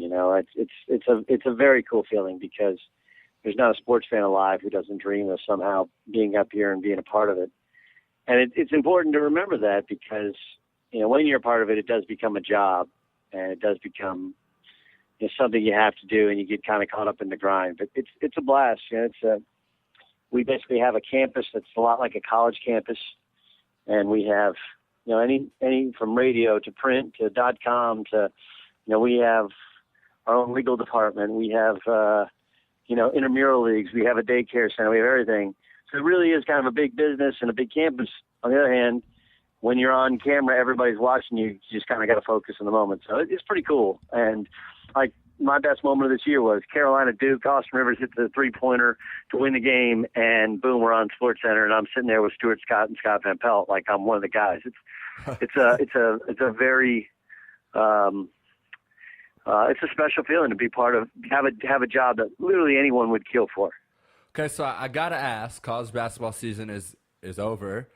What do you do now? What's it look like until next October? What kind of stuff do you do in the off season of college basketball? Well, I do. First, I do a daily radio show here, and so that's broadcast into 320 different markets in the United States.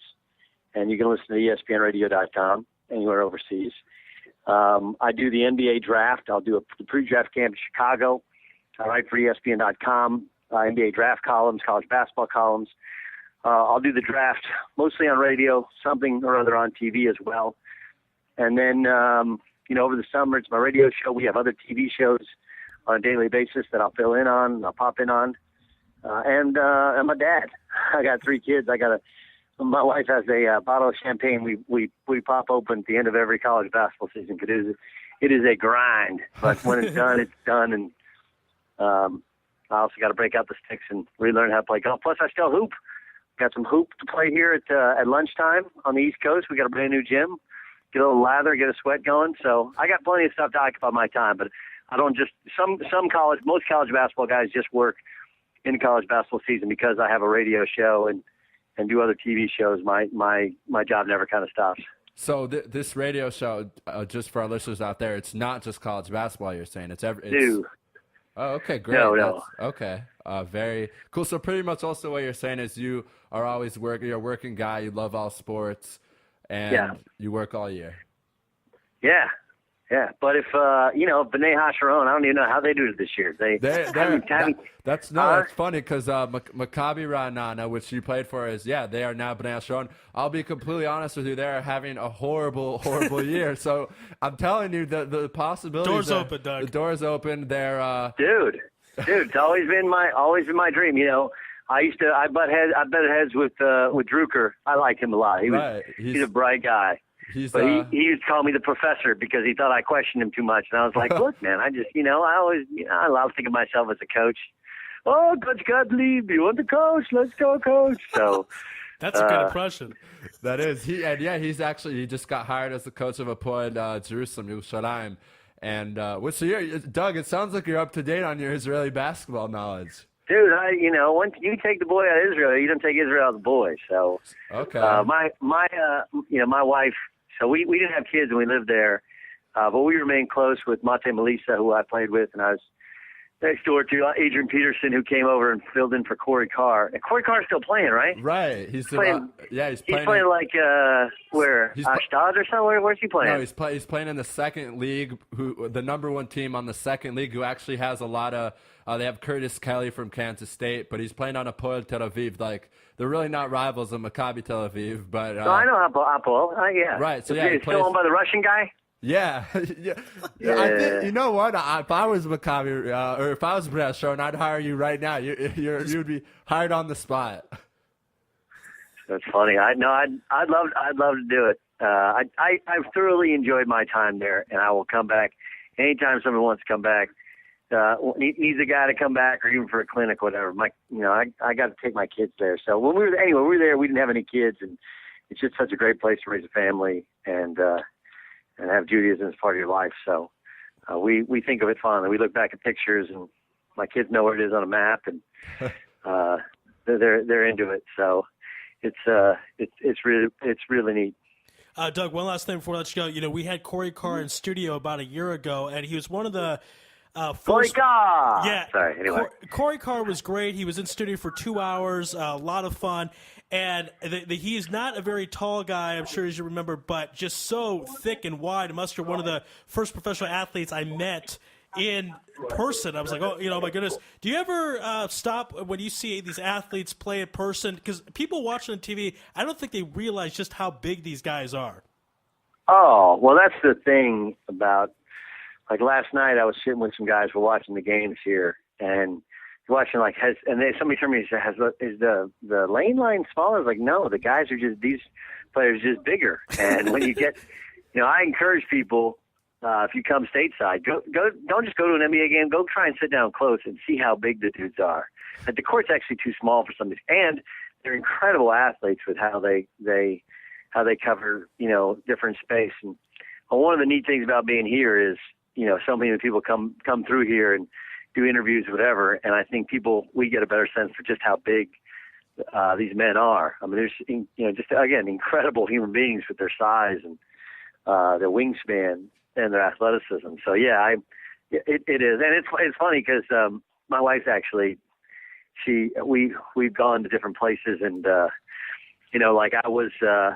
played in this NBA Celebrity All-Star game with a bunch of singers and rappers and some former NBA guys, and my wife came up to me, and I was standing next to Dwight Howard and Kevin Durant, and she said, "Can you believe you played with guys like that?" I was like, "I know, it's crazy," but it's one of those things that I think people, and I think you get that from when you go see Maccabi play, is right. You see just how big some of these dudes are and how impressive they are athletically. But yeah, it is. It's like one of those things where you see, as you step up in level of competition, like the saying is, you don't get longer, everyone else does. And so everyone else covers so much more ground. It's a really difficult adjustment to make. And, it's hard to do it mentally in your head till you see it physically in front of you. Last thing I got to say, you said you were an LA guy. So is David Blue your boy as well? Blue is my boy. How is Blue doing? We took Blue over in 97. He was like 17, 18. Yeah. And, He's doing good. He's you know what was crazy? He actually was playing for the Israel national team this summer. So you have all these Israeli guys with all these Israeli names, and suddenly you look on the court, Israel was playing Italy this summer, and you see David Blue lining up for that three that he always shoots, and it was just hilarious to see him out there. But he loves Israel. He's been here, it feels like forever. We also had him in studio, by we the way, had him in last studio, year. too. He's a big Very friend nice of the network. He just tweeted us the other day. Actually, Maccabi's in a crucial series right now against Panathinaikos in the final 8 of the EuroLeague. So they have a big Game 5 in Greece Thursday night. So that should be great for our listeners in Israel. So who's on Panathinaikos? Who do they have? They have Batiste. They have Sharas, who is huge. Batiste is still playing. No way. Yeah, there's a SoCal dude. All right. Yeah, they have a lot of European guys who a lot of people don't know about. They're one of those. They're well coached. They're pretty much all Greek, and have Batiste and Sharas, who played in Israel, who played on the Pacers, and Also, if Maccabi wins, they're gonna face CSKA Moscow, which has Karolinko. Yeah. So that's gonna be pretty crazy. And who else is in the EuroLeague? I think maybe an Italian team, maybe the one where Bargnani came from, Andre Bargnani. But it's a great EuroLeague's great basketball. I don't know if a lot of Americans don't seem to like it. I don't really know why. It's very, very competitive and much more physical, in my opinion, and more defensive oriented. It's weird. I think Americans they fell out of love with the NBA, and then the NBA has just blown up. Last year was great in the playoffs, and people have become either pro or anti-LeBron. Kobe's had this kind of resurgence in the public eye, and the NBA had huge numbers. And part of it is you can only watch EuroLeague on NBA TV, which is not. It's not something that everyone turns to, and of course it's on off hours. I watch it. I watch it when I'm in studio. I love it, and I love watching guys that, like Mike Batiste. Man, I probably played against him first time when I was 14 years old. So we played against him when he was in college at A-State. But so I think it's an acquired taste. But it's interesting. I think that's probably the next thing because FIFA soccer. Right. All the different, soccer has kind of seen a resurgence here, and really has Saturday, Sunday mornings, people are watching European soccer, and I think eventually they'll come around to European hoops as well. It's just hard. There's just so much on the, so many different sports we follow. Baseball's kind of fallen out of favor a little bit, and soccer's picked up some. College football is huge. NFL football is huge. I do think there's a spot in the sports landscape for EuroLeague hoop. All right, Doug, we got to wrap things up. We appreciate the time so much, and I'll ask this on the air because I know you're still very busy, but since it's a little less of a grind with college basketball not taking place, we got to have you again sometime very soon, a couple months, something like that. Would you be willing to come back on IsraelSportsRadio.com? Oh, yeah, no doubt. And tell Corey I said what's up in Blue. Absolutely. And I need to come back, man. Yeah. We're gonna get you back. Make that happen. Who do we have to talk to? They still probably owe me some money anyway with Renata anyway.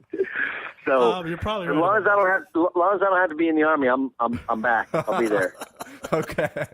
That sounds good. Have I hit the age limit yet? I'm 36. Am I good? Yeah, you're I don't good. think they'll take you, Doug. No, they'll not take you. It's about 27, so you're good. You know what happened? It's true. Wait, let me tell you a true story real quick. Yeah, okay? sure. So when I got there, because I don't know what happened with negotiations or whatever, but it took longer than it should have to get the deal done. And it was after 9/11. And so by the time we got our paperwork in, it was like 2 days too late, so I couldn't play in the first 4 games of the season. So Drucker had me working out with the team, and then working out, he'd have one of the coaches work me out, on my own outside, and I was in incredible shape when I was there. Plus, it's sunny outside. I hadn't played in like a California-like climate since I was in high school. I just loved it. So they tell me I have to go to take this physical. I'm like, all right, whatever. So they go and they put me on like a bike, then on a treadmill, and they're like doing all these tests. And they're like, oh, you're in incredible shape. Well, I didn't know that was like the physical for the Army. So I tested in like the 99th percentile. And sure enough, they were like, apparently they were excited to have me. And then, all the Israeli guys are like, no, you're supposed to act like you're out of shape and you get tired. So anyway, I was a pretty highly regarded physical specimen for special forces in case the basketball stuff didn't work out. But that was because I'm such a dope that I went full bore. I just thought it was another workout, Well, it'd be interesting. All of a sudden, you're like, hey, looks like I'm going to join the Special Forces now. See you later, guys. Oh, wait, that's not what I signed up for. I'm sorry. So, no, those stories do happen. But I think you made the right decision sticking with basketball and broadcasting. Doug, more broadcasting than basketball, no doubt. Doug, we certainly appreciate the time. This was so much fun, and we'll have you on again real soon. This was just great. Anytime, guys. Thank you, Doug. All right, Doug, have be a good well. day. Thank you. See ya. All right, Doug Gottlieb from ESPN. Wow, how much fun was that? I just can't get over that. That was fun. Our last that was really fun. we've had a lot of guys on in the media world, and he's probably was the most loose and most and one of the most famous. Yeah, and the most outgoing. I didn't realize he would be that loose. A lot of times we're going to be calling Ilan Kowalski now, who we'll talk about. I'll talk about him right now. This guy is an Israeli basketball coaching legend. We're going to get into it with him in about a minute. 1 second. Are we having technical difficulties? No, we're fine. We're good. We're going to be calling him. I'm going to be talking to him. And then after that, we're going to have a good friend of the show, Aaron Bronstein. We might have to extend the show a little bit by about 10 minutes because that went so well. We thought Doug might come on 15 minutes. And we had Doug for about a half an hour. So this is raining. It's not busy. Hello? Hi. Am I speaking with Coach Kowalski? Yes. I'm on the line. Thank you so much for joining us. We just want to apologize for the delay. We went long with Doug Gottlieb from ESPN. We went long with Doug Gottlieb from ESPN, but we're very, very, very happy that you are on with us now. How are you doing out there? Everything is okay. We are making ready for Pesach. Of course, that's always crazy. So if everything's still okay, then that's good. You're doing a little bit better than me. If everything's going well, then that sounds good. In my house, everyone's crazy right now. We're almost cleaning the floor and the ceiling? Everything. Everything is got to go. No more chametz. Hopefully pizza until Saturday on Friday night. But let's get to basketball. A lot of our listeners are American or in America, so your resume is one of the most impressive resumes I've probably ever seen for a basketball coach. So I'm just going to go through so our listeners know some of the stuff that you've done. You started off being a coach in the second division in Israel. Then you were a head coach of the Israel junior team. You were an assistant then in the first league in Israel. Then you eventually, in the early 90s, became a head coach in the first league. You've been a head coach for the women's team. You've played in the EuroLeague in the women's team. I believe you did some consulting for the Miami Heat. You were a head coach for Hapoel Tel Aviv. So the first thing I got to ask you is, when did you decide you were going to be a basketball coach? What made you realize that this is where your dreams and this is what you wanted to do? This is a big joke, because I was an average player, and most of the games when I played as a professional, I saw through the bench. So, in this situation, when I finished to play, I decided to go on this way to be a coach. I graduated as a physical education teacher. And in my Army service, I was one of the sport officers in the Air Force. So the leadership was built inside. So it was very easy to start to be a coach. But to be a coach, a good coach with a big resume that you read just now, is you need to start to coach from juniors. And this is what I start to do. And, if you are good enough, so you qualify. But if you are not good enough, you are quitting or nobody is taking you for jobs. So the decision was, it depends on my success as a coach. And it's brought me till the Miami, as you told to the listeners, and to coach in Eshkol Academy High School in the States. So I was there 2 years, and no Israeli coach was there before. I coach overseas, and to qualify to this position, it's taking a long, long way. All right, Coach. Now, one of the questions I have for you is that you have coached both men and women. So I'm curious, tell us about the differences in the games between men and women, and how'd you go about doing that? Most people coach one or the other, so tell us about that. I tell you the truth. When I got the first offer to coach women, it was a challenge because I want to see if I can give to these women teams to start to behave and to act like professional, because in Israel they always practice once a day. And when I moved to coach the women, I brought my experience from the men basketball to start to practice twice a day, and it was very difficult. And to come to the game, dressed like a head coach in the men team, with a tie and all the costumes, all the behaving of the men team. Right. And this made a big change of the other coaches that compete against my team. And my best lessons was from college coaches when I make a lot of tours in the state, a lot of coaches in Europe. So it's a big difference to coach women and men, but you need to have the touch of coaching. And if this woman understands that you are not coming to spend your time or to waste their times and you are a professional, they are getting you as a professional coach, and it works. It's a hard work, but you need to have a little bit more patience to these players. But it's more interesting, for example, to be a tactic coach, because in women basketball it's a lot of tactic, more than in men teams.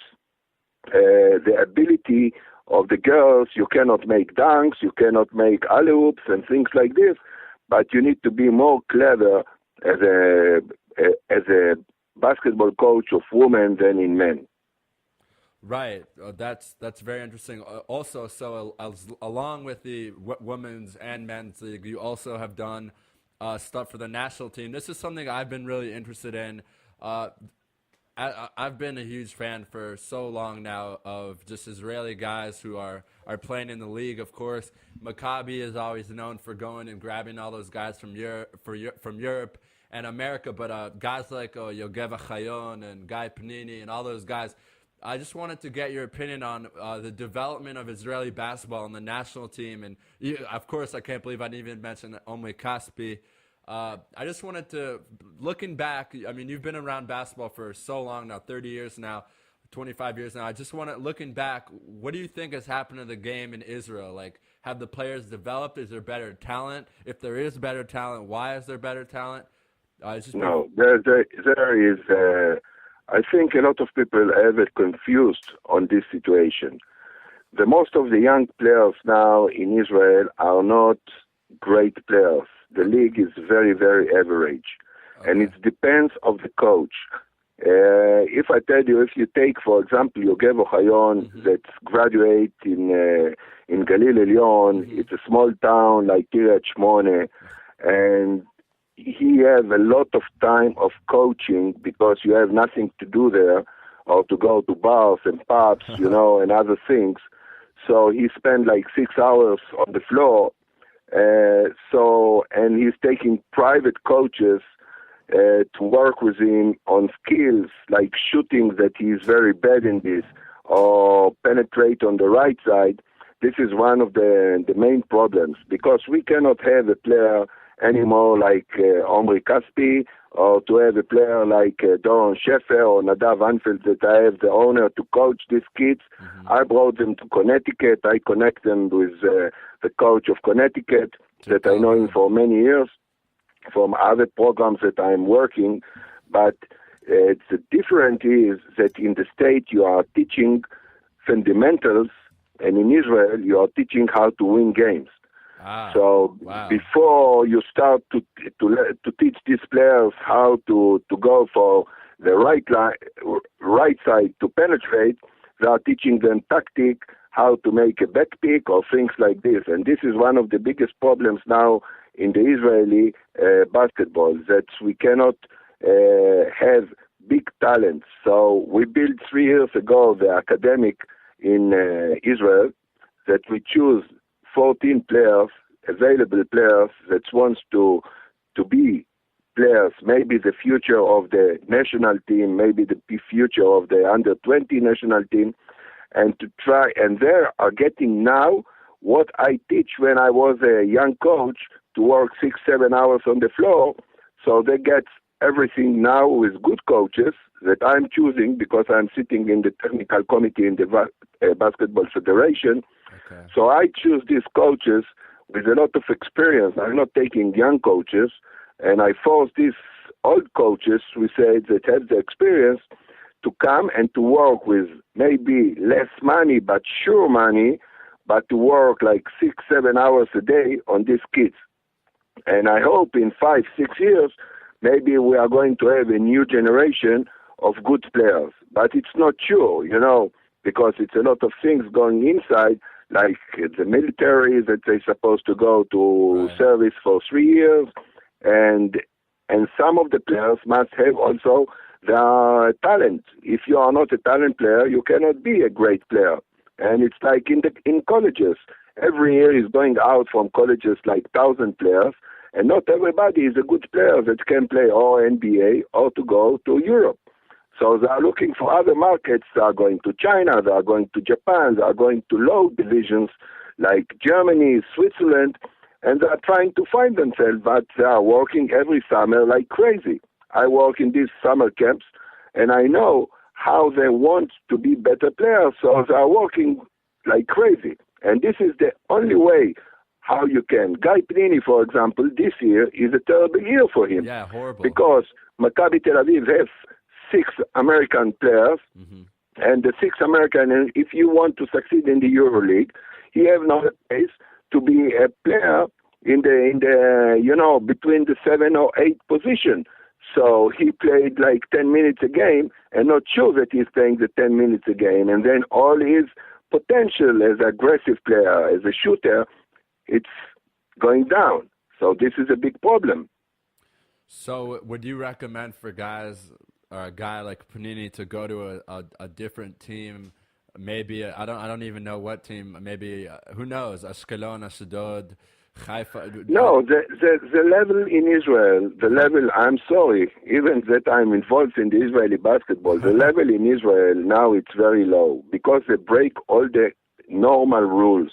Instead to have 2 American players that when I coached the men's team, it's only 6 years ago, 2 Americans, and the other players supposed to be Israelis, they brought like 4 Americans, and what the 4 Americans, they are good players or average players, they cost less money than an Israeli because of the problem of the tax, because Israeli is paying 50% tax, and the Americans or the foreigners are paying 25%.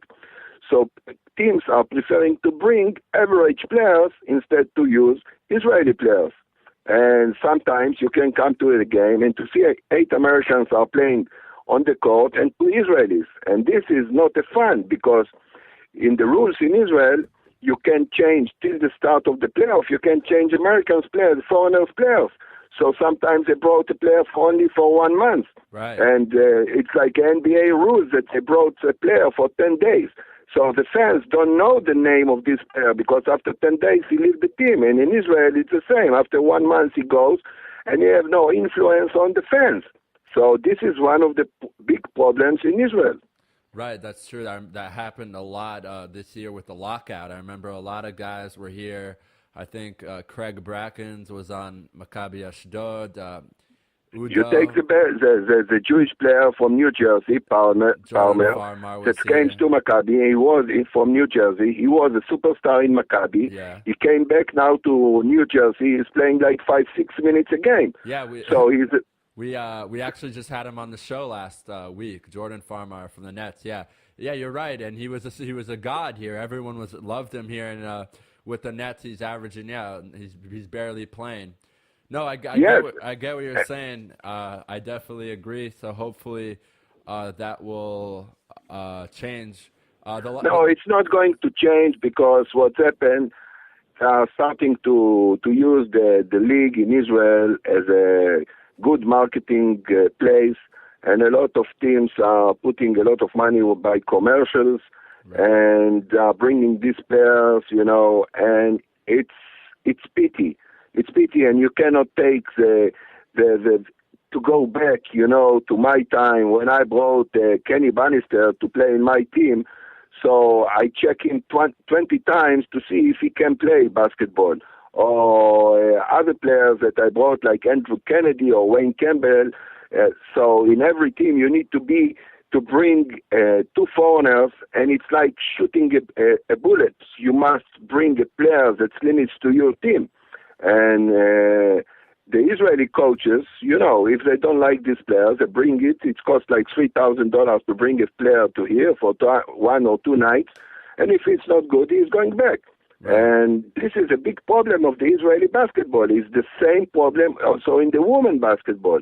When I coached the women basketball, so I have only 2 Americans in my team, and all the other players was Israelis. So you need to work very hard to teach these girls how to play basketball. So because of that, you need a lot of hours to shoot and a lot of hours to spend on the floor. So some of the players are lazy, so they don't like it, but the most of the players, if they are in the discipline and they understand their aim in their career as a player, they need to work hard. And it's never go back. It's terrible. And I'm sorry, as one of the leaders of the Israeli Basketball Association, this is a terrible situation. It's only hurting also the national team, the youth national team. Listen, 2 weeks ago, it was a big tournament in Yeshiva University. It's called the Red Sarachek Tournament. Right. I was participate with my school when I coach in the state. I coached there. I was in this tournament twice, and I found 2 good players that can be good players in Israel, but they was young, and no one of the coaches wants to take these players, to try to build them. And instead of that, they are taking one average American player that can jump or quicker in defense or things like this. And this is a big mistake because it's a lot of Jewish players in the state, a lot of Jewish players, not only the teams that are coming to play in the Sarachek tournament, but a lot of Jewish players, boys and girls, that of course can come to support Israel, and to be Israeli citizens and to help to the national teams as Israelis. And I'm not sure that every one of these managements now that run the basketball in Israel are thinking on this way. And this is a big, big problem. In my university, I'm recruiting players from the States. Instead to go to a college, I offer them to come to my university and try to help them to be a player in the university, because we have a very aggressive league in our universities. It's a league that I built 4 years ago. It's 16 teams, and these American players that came to my school, because we have a section of international school, it's the Interdisciplinary Center in Herzliya. So they like to study, exactly like in a college, and we are practicing, and some of them, maybe they are going to be players in the Israeli league, but I'm not sure that Israel, the managers of the Israeli league will take a player like 19 years old or 20 and give him the chance to play. Are you still there with us? What? Oh, I thought we lost you. Sorry about that. So can you just real quick, we're really running out of time. We have about 1 more minute left. Can you tell us what exactly your position and what you're doing at the interdisciplinary center at Herzliya? Like, what are you up to there right now? I'm the head coach of the basketball, and I'm the athletic director. So I'm coaching the men team and the women team that participate in the Israeli College League, and I'm the athletic director like in the state. I built this program like in the state. I copy it from colleges in the state. What is the position that I'm taking care about 29 teams in every kind of sport, athletic, football, soccer, fencing, swimming, and everything. And the program is helping to Israeli athletes in a high level to combine academic and the sport together. And this is a very tough program that I need to work like 20 hours a day, to see if they are not failing in the exam, if they have problems in the exam, and to talk with, hundreds of professors. It's not every one of them understand what is sport, but I have the luck that my president in the university understands that one of the important things in a good school is also the athletic department. Okay.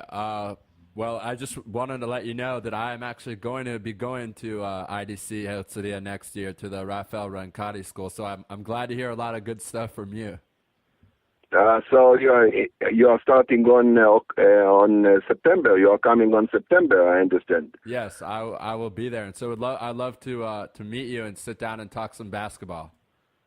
Okay, so everybody knows where is my office, and you're always welcome. And I hope that a lot of fans are hearing our discussion now. Yeah. So it's easy that everybody can go also to my web in the Disciplinary Center.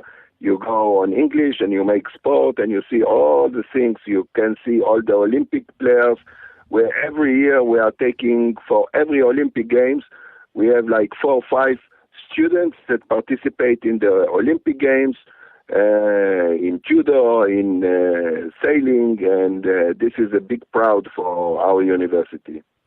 Okay, so I want to thank you for coming on the show. We really appreciated coming. I appreciated having you on. Excuse me. And that discussion we had was really interesting. And like I said, I'd like to continue it when I meet you next fall. So good luck with Pesach and cleaning and everything. And I hope you have a great Seder with your family on Friday night. Thank you, and God bless all of you. Okay, have a good night. Good night. Bye. So that was Coach Ilan Kowalski, who is a huge coaching presence in Israel. We're running our show a little late today because we had such a good time with Doug Gottlieb. But right now we are going to be calling Aaron Bronstein, who is a friend of the show. We're going to be talking to him about some baseball because obviously it's opening week.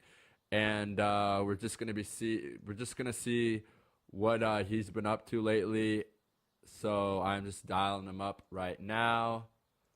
And okay, I think it's going through right now. Hello. Hi. Am I speaking with Aaron Bronstein? Yes, indeed. How are you doing out there? I want to apologize for having you on so late, but our show, we've had so many great interviews that we extended them. And whatever, the point is we're very happy to have you on. And how are you doing? Okay, very fine. I wanted to talk to you about a unique time in my life. I was growing up in Brooklyn in the early 1950s. And one second. One second. No problem. Yeah, and was an avid Dodgers fan at the time. I just happened to be in Israel in 1955 for a year program and celebrated here with friends their one and only victory over the New York Yankees, 1955. The Brooklyn Dodgers were active in the major leagues from 1884 till 1957 before moving to Los Angeles. Right, and of course they had Sandy Koufax, one of the most famous Jewish athletes of all time. He started in 1955, but he wasn't ripe enough yet, or wasn't considered ripe enough yet to play in the World Series of that year. But a little bit of the history. The Dodgers moved to their Ebbets Field home in 1913.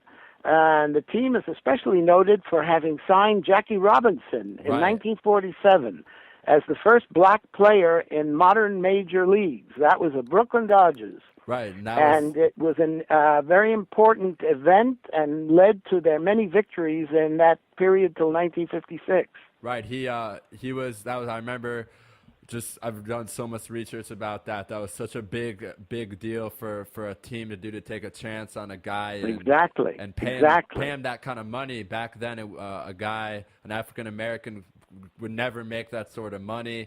Of course, he had the support of a lot of guys on the team, such as Pee Wee Reese, who I believe was the shortstop at the time, which was a very bold thing for him to do because And also very interesting, it was Jackie Robinson who identified Koufax as a rookie and really, with one or two other team members, promoted him. Right. Saying that Sandy Koufax could really cut the mustard.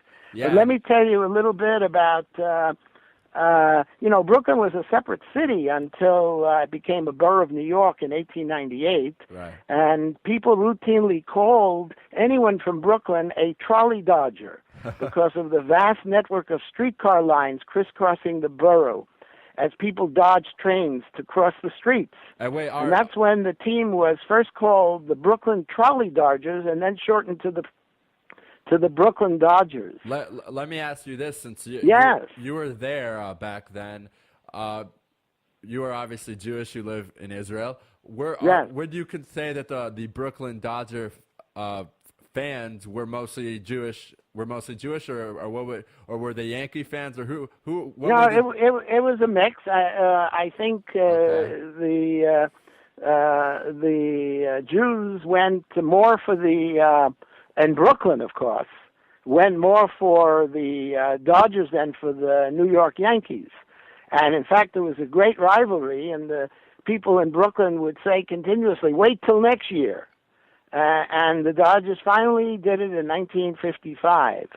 Some key Jewish players on the Brooklyn Dodgers, to distinguish from the L.A. Dodgers, were people like Cal Abrams, Hank Greenberg, Mo Berg, Harry Eisenstadt, Alta Cohen, Max Rosenfeld, and of course Sandy Koufax, who started in '55 with the Dodgers. Right, and so I just want to tell our listeners out there, we're having Aaron Bronstein on the show right now because for those of you who don't know, this is opening week in baseball. It's a very, very exciting time for all baseball fans. Of course, we had a game last week that was in Japan that was really officially the opening of the baseball season, but the real opening is this week. But even tonight, when all the teams go out there and play, it's always so exciting to see new faces on new teams, see all the veterans, see all the new guys, and so right. I'm sure you're looking forward to the season. I just wanted to get your opinion on a couple of stuff. We haven't had you on the network in a long time.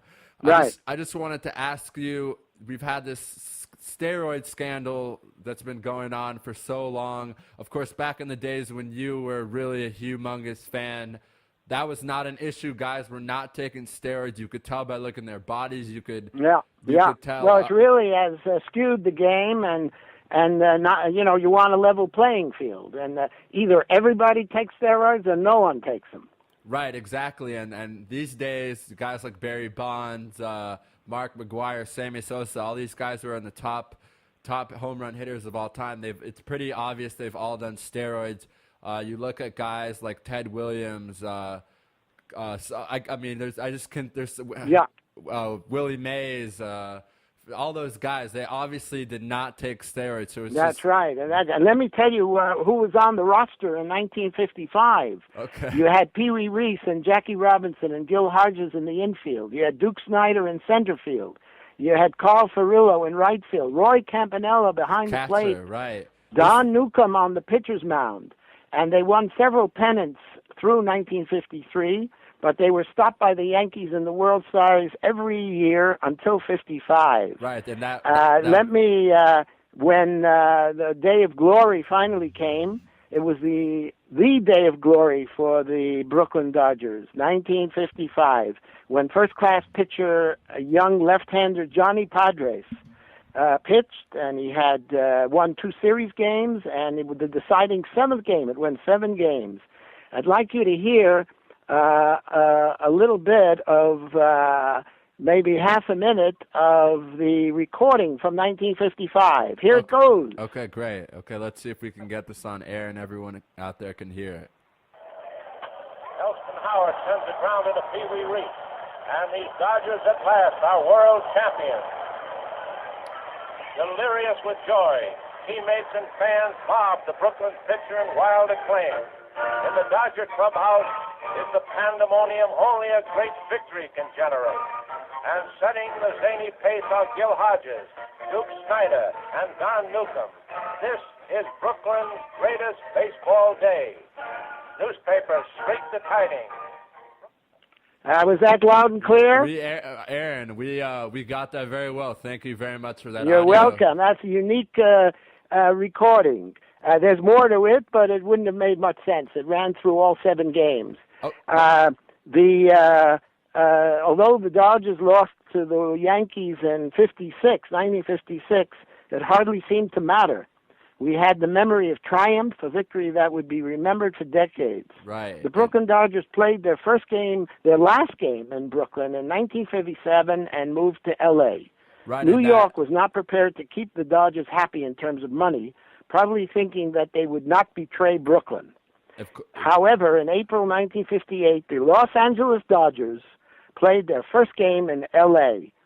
I wanted to mention something. I have a unique item here that I wanted to bring to your listeners' attention. It's a election novelty item for the 2012 U.S. elections, and it's a wooden Matryoshka doll, wood, of course, and a coin bank with the image of the U.S. president. It has a slot for coins in the top and opens in the middle. And you can decide by a set of stickers what you think about Obama, vis-a-vis the economy, his Iranian policy, or the promotion of sports. Right. And at the same time, it can be a good novelty item for any sports enthusiast. You can do a simple game of catch with it. It's also wonderful to store all those little things for your sporting activities, like golf tees, or a favorite golf ball, or hockey pucks, and all of that in the Obama Bank that opens in the middle. Since it's also a coin bank, you can use it to save up all your shekels for tickets to the next big game. Okay. If you want to learn more about the Obama Bank, you can go to www.covenantalliance.org. That's Covenant Alliance, one word, covenantalliance.org. And just click on the picture of Obama. Okay. Please do let us know if you think of other essential sports items, sports uses for the Obama Bank. Whoever sends in the most suggestions will receive a free Obama Bank as a prize. Now, how does that sound? That sounds great. I just wanted to ask you, yes. Just for our listeners out there. I'm here for as long as you are. A lot of, there's been so many things with Obama and Israel lately. We're not going to get into politics. This is strictly a sports show. But just to tell our listeners out there, this is a bipartisan product. This really, you don't have to be Republican or Democrat. You just can. I'm just curious. I don't really. Exactly. Okay. The person who gets has the Obama Bank decides for himself through a set of stickers what he or she thinks of Obama. So it's political, but it's definitely bipartisan, and it's very timely for the upcoming elections in 7 months. Okay, so thank you so I guess that's what you've been doing lately. I know that you worked in the Foreign Service for the United States government for a long time. Yes, I was with the American Foreign Service for 30 years. Right, but now but originally I graduated from the Hebrew University in, would you believe, 1963. Wow, a long time ago, but you're still... Yeah, next year is going to be the 50th anniversary of my graduation. Wow. We should all celebrate on radio. Maybe we'll have you back on. But I just wanted to let you know, last thing about your Dodgers, they were just bought for $2 billion in cash. The Los Angeles Dodgers were just bought by Magic. Wow, I didn't realize that. Right, so I want you to know who that. Bought? I mean, they're going to remain the L.A. Dodgers, no? They are going to remain the L.A. Dodgers. Or maybe they're moving back to Brooklyn. I know that I know a lot of Brooklyn Dodgers out there, such as my dad, Brooklyn Dodger fans, that is, out there, such as my dad. We're praying that that's true.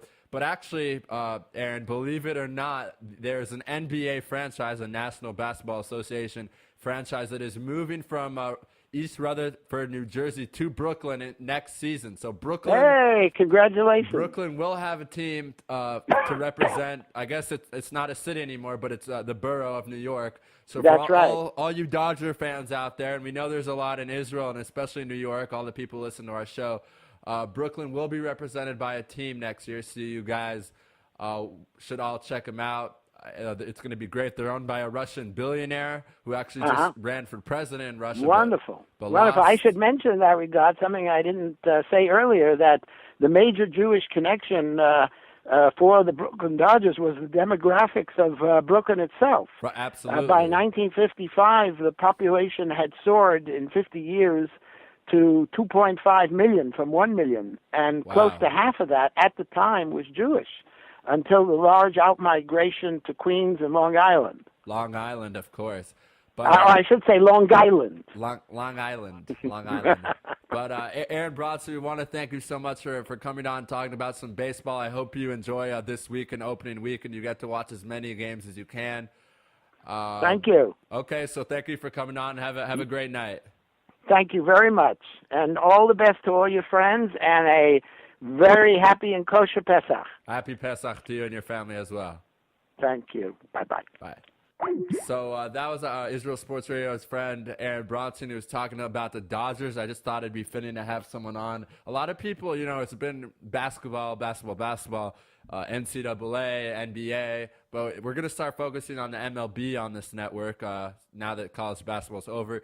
We have Barry Bloom from MLB.com who's going to be with us hopefully every couple of weeks. We're going to get some writers from New York, Chicago, LA, and it's always good to have local people like Aaron Bronstein talk to us about their vivid memories of of baseball. So he gave us a little blast in the past of the Brooklyn Dodgers in the 50s, who had the great Sandy Koufax, who was really probably, I would say, one of the top Jewish athletes of all time. He got a scholarship to the University of Cincinnati for basketball. So he wasn't just a baseball player. He's known to be a basketball player. And I just think it's good to make sure that a team like the Brooklyn Dodgers, who really was supported by a lot of Jews, people still know that they existed, and that a lot of great players like Pee Wee Reese, Roy Campanella, Duke Snyder, the list goes on. These guys are mostly Hall of Famers. Some people say Roy Campanella is the best hitter in baseball history, a catcher who's a hitter, but that team has so many legends, and Jackie Robinson was brought up by that team, and so many guys on the Dodgers, believed in him and supported him, when in the 40s and 50s, when you were an African American, it was hard. So got to give credit to a team. That's a mitzvah. It's a big Jewish thing. We are at Israel Sports Radio. So we just want to recap the show. We went till 7:20 today because we can, I guess. We had a really great show. We started off at 5 with our Southern insider, Clenier Carter. At 5:30, at 5:30 we were going to have Doug Gottlieb, but he actually had to go into a last-minute meeting to wrap up the season. So we just kind of talked more about the basketball game. I went on my Calipari rant. I do not hate Calipari. I repeat it again. At 6 o'clock, we had Linda Hill from And One, who is talking about the prospect of And One coming to Israel. A lot of people are working on that behind the scenes. The estimated time of arrival for that is September, October, after the Chagim. But like I said, we are working on that, and we'll keep you updated here on Israel Sports Radio. Then we had the great pleasure of having Doug Gottlieb on, who was vying for a coaching job in Israel. He's a great guy. He's a very well-known broadcaster in America, so we were really honored to have him on. He was really funny, had a great sense of humor, in my opinion. Then we had Ilan Kowalski. He was a really coaching legend in Israel. He's coached for, I think, 15 different franchises, from women's to men's to the national team. Now he's working at a private university in Israel, which is a great university. I will be joining their academic world there next year, so I'm excited about that.